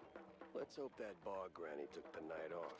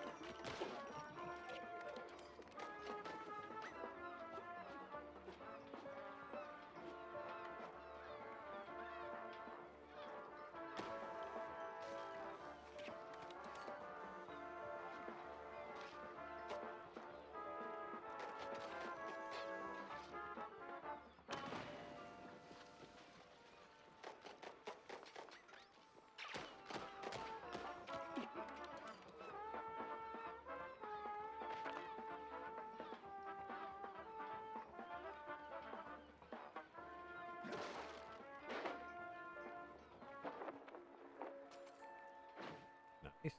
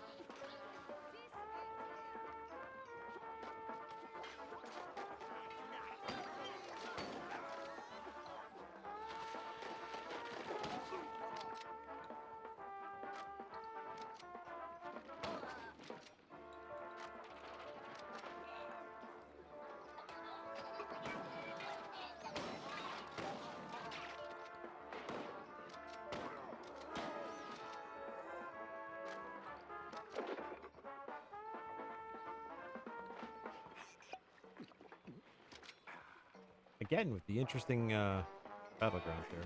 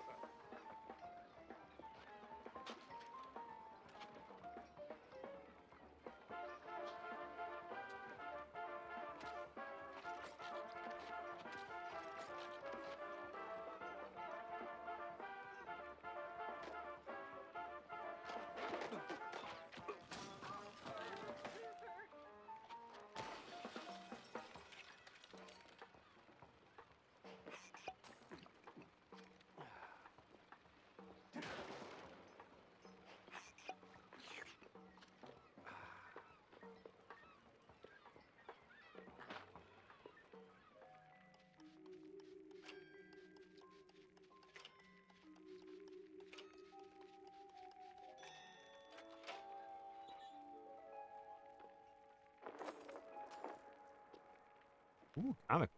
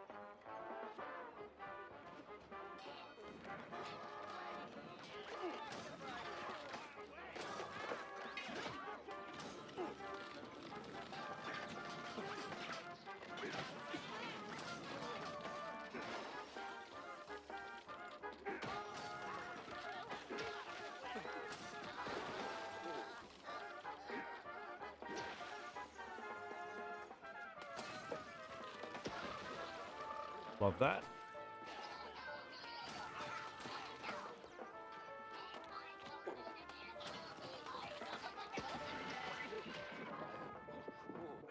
Ah!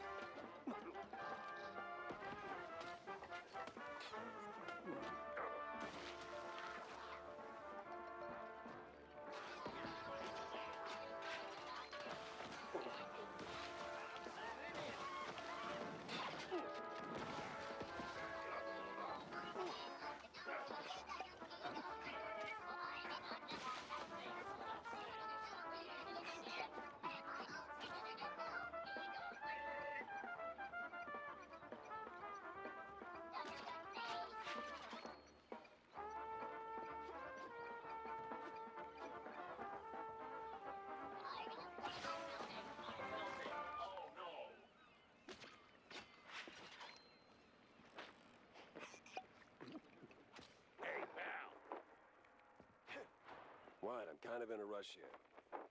I know. Places to be, gadgets to buy. But see, me and my buddies here, we're cracking cargo jokes and, Let me guess. Fell flat. worse, it landed right on top of him. We need to lift it so we can get the door open. And, save him. And why can't you do it? I ain't exactly built for climbing. Marcellus, though, he was real jumpy. Climby, too. Kind of like one of those animals. Tail, screechy voice, butt out and proud. You mean a monkey? What's a monkey? Forget it. Where are the controls? Right above us. Go get it, buddy. Monkey. Those asylum cheese fumes do seem to have some lasting effects.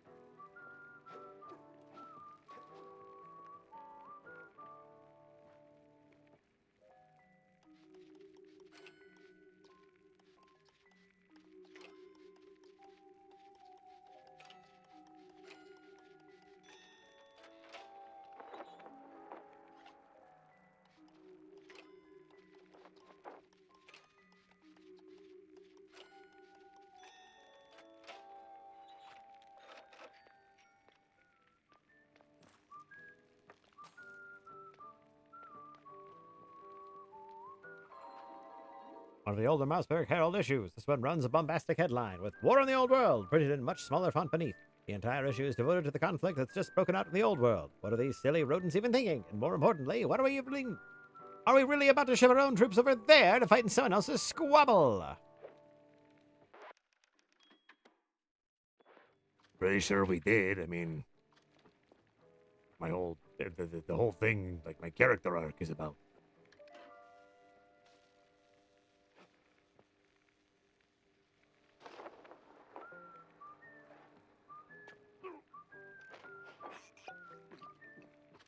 Wow, man, you sure are agile. Yeah, I get around. Just like one of those, what was it? Monkeys. Yeah, close enough. Too bad Marcellus is still a pancake. But hey, a deal's a deal. Let me get that door open.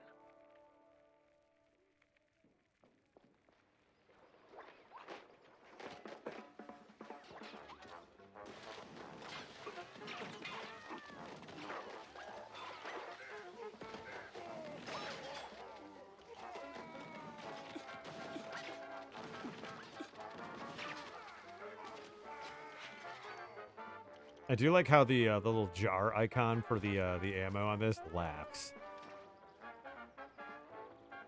The little skull. I think it's when you reload.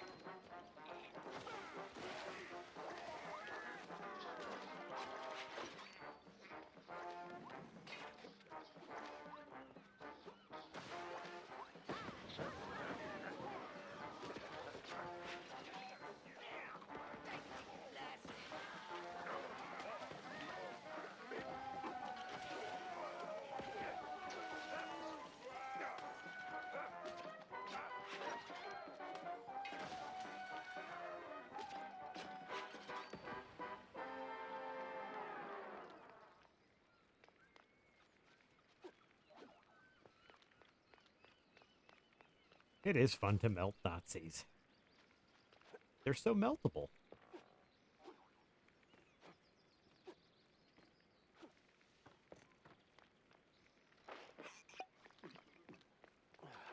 Jack, over here. Wanda. Whew.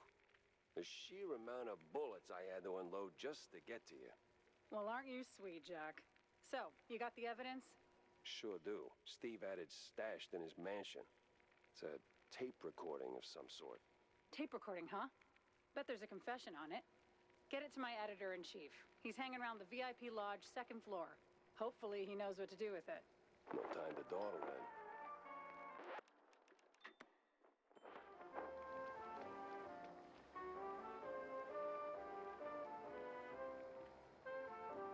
Squirrel stone stacky thing. Prototype cheese buster. Oof.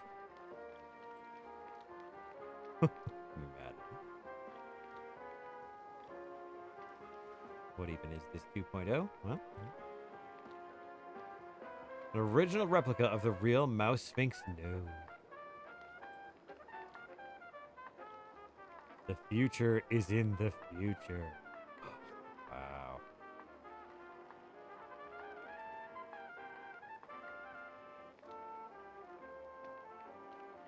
Antique chamber pot. Wow, that's really, extraordinary. Bland. Can't quite put my finger on it. Mishy mushy.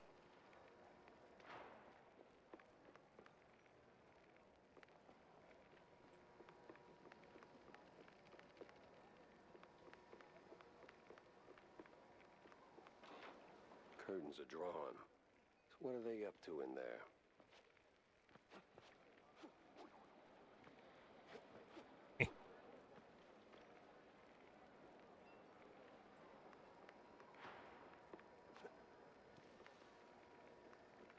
Well, these will definitely be great assets in the future.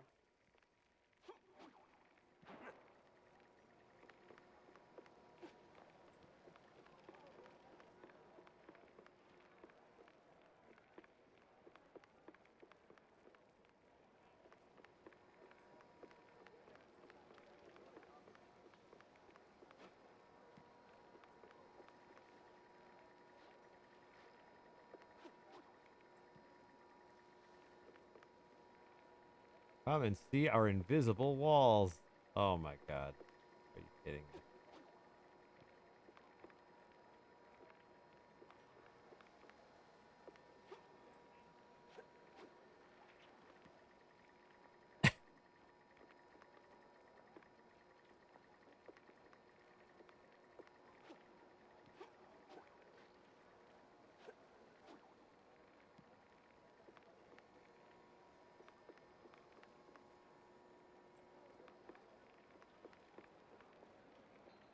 Yeah, huh? In these hard times. Why is everything so shaky? A little bit of an earthquake going on? Alright.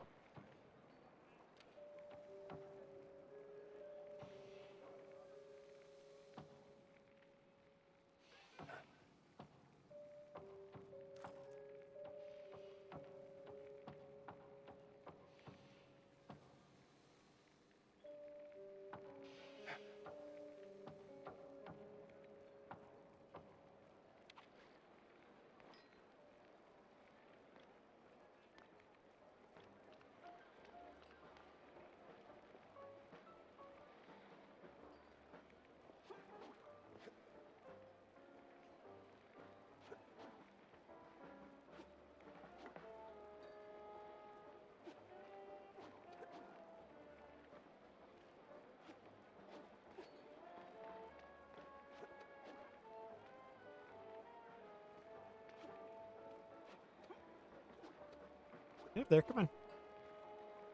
Just got that ability, come on.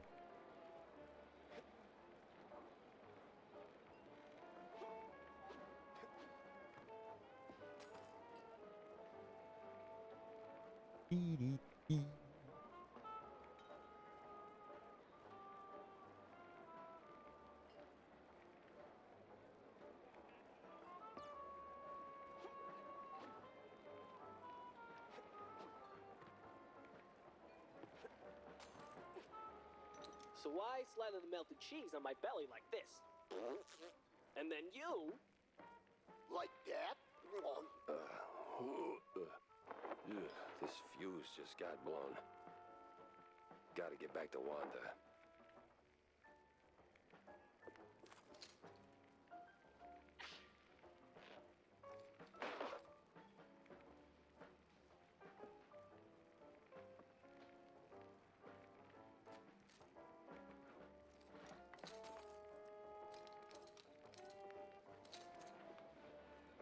Ruh-roh.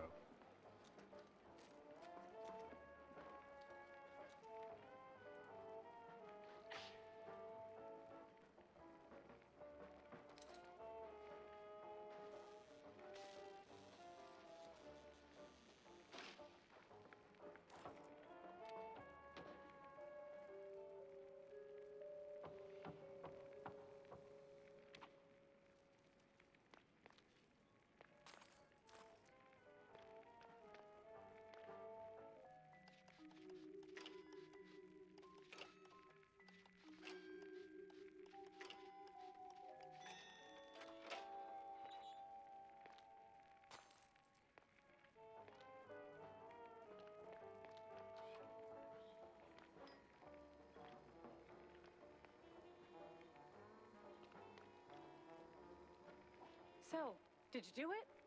Nope. But did you know your boss is doing cheese shots off the party members' bellies? What? Yeah, he's real cozy with the BMP. Belly button cozy. You know what that... Ah, great. Just great. Guess I'll have to quit the Herald now. And there's no other daily worth a damn. Well, there is mainly Mouse Weekly, but penning fluff for peanuts? Again?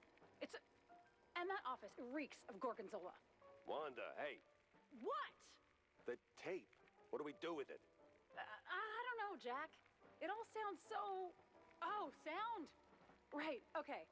Sawyer's making the rally public through some kind of a experimental broadcast. Vision and sound. All powered by this World Fair's inventions. And yep, all runs on a tape player. Hey, perfect. We'll blast it over the loudspeakers. Where's it all being broadcast from? There's a sound booth right above the BMP rally grounds. Used to be for Devil Song karaoke or something. Now it's for mastering audio. Even better. The devil is in the details, and it's details I'm about to deliver.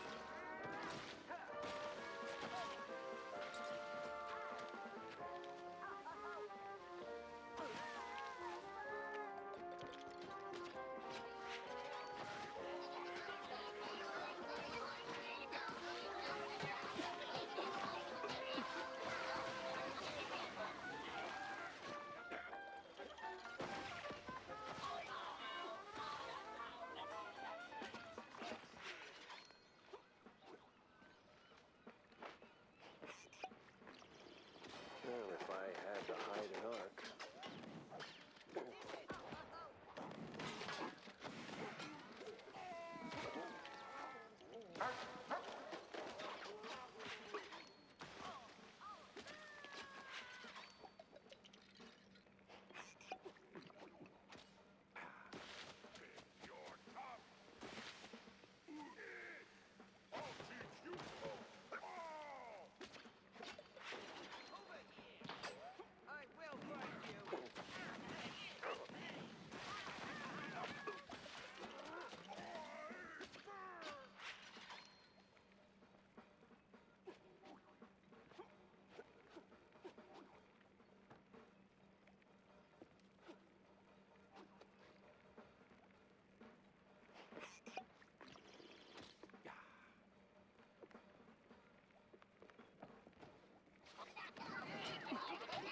Have a good night, Minnie.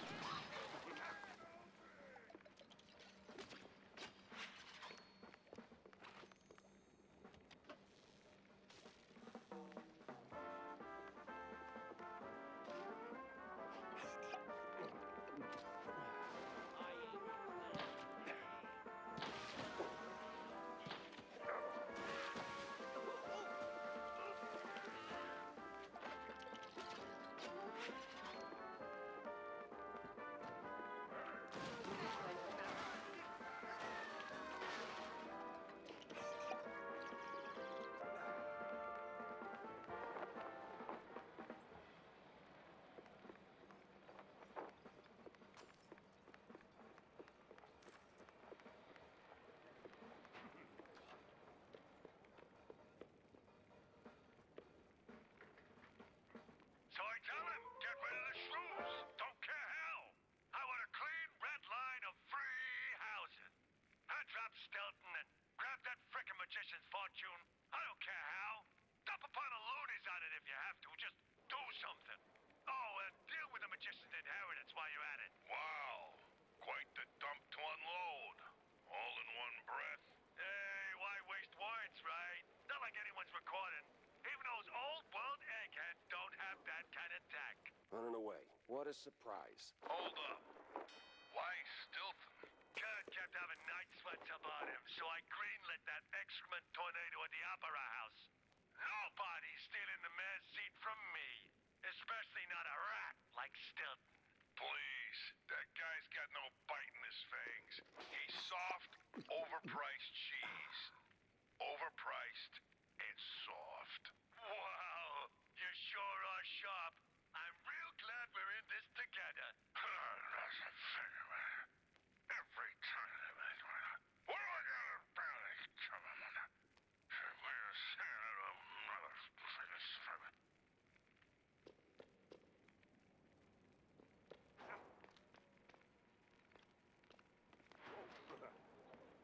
Meddling mouse.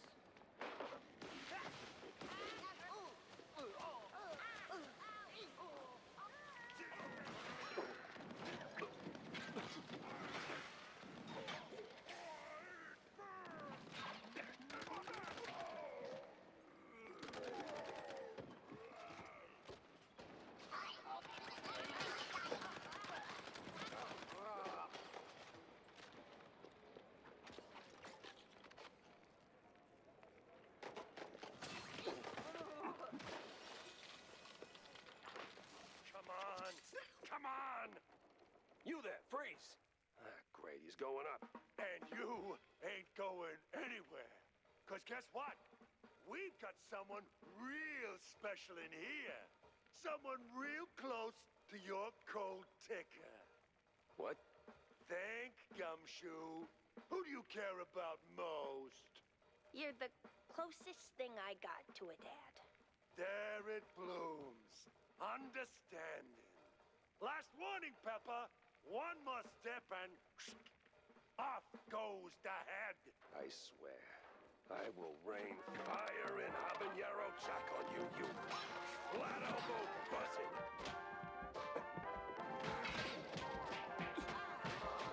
Hell yeah.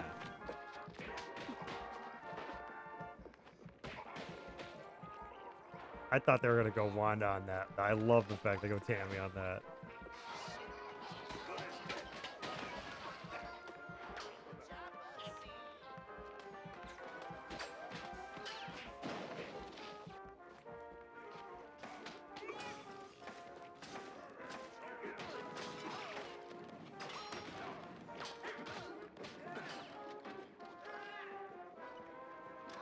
First I kill him, then I cover.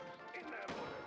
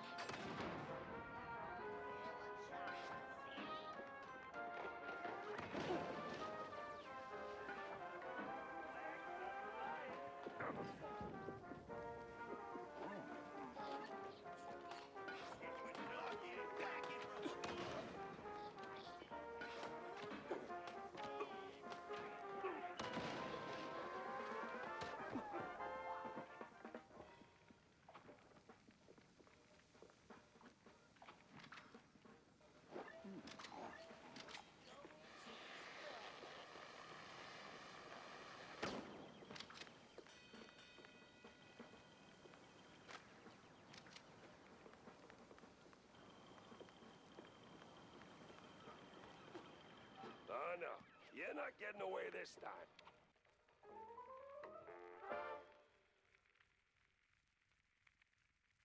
No room for mistakes now. Time to move, proper like, and finish this.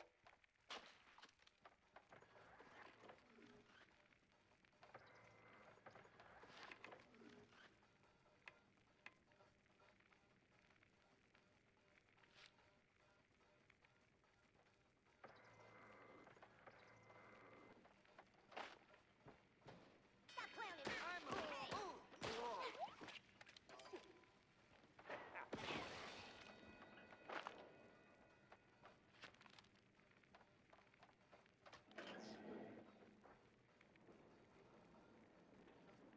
It was the last stretch, and I was starting to get serious deja vu. Now, where did that bastard go? Ah, here we are, right back at the beginning. Oh, man. Can't believe it's already near the end here. Crazy. Crazy. Like, I want to finish it tonight. We're already near the end, or at the end of the stream here. Oh, can't believe it. It's so crazy.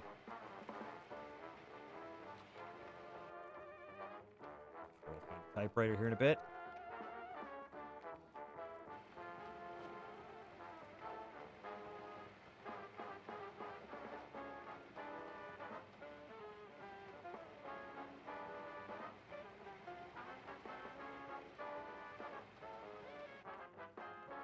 This has been such a great game. I've really enjoyed this. It's been such a fun ride, such a fun everything.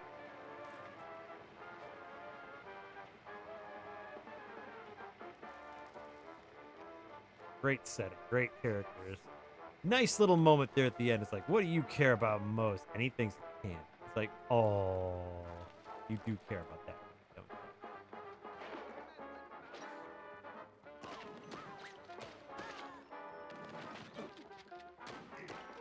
Here, you little schmuck. Wasting my time.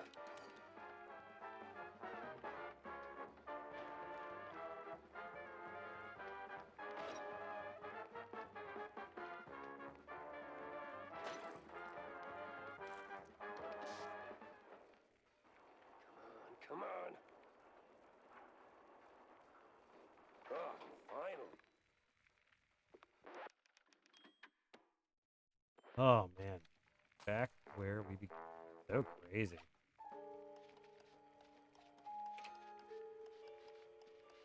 It's like I just want to keep playing, but it's late and I need to stop. Ugh.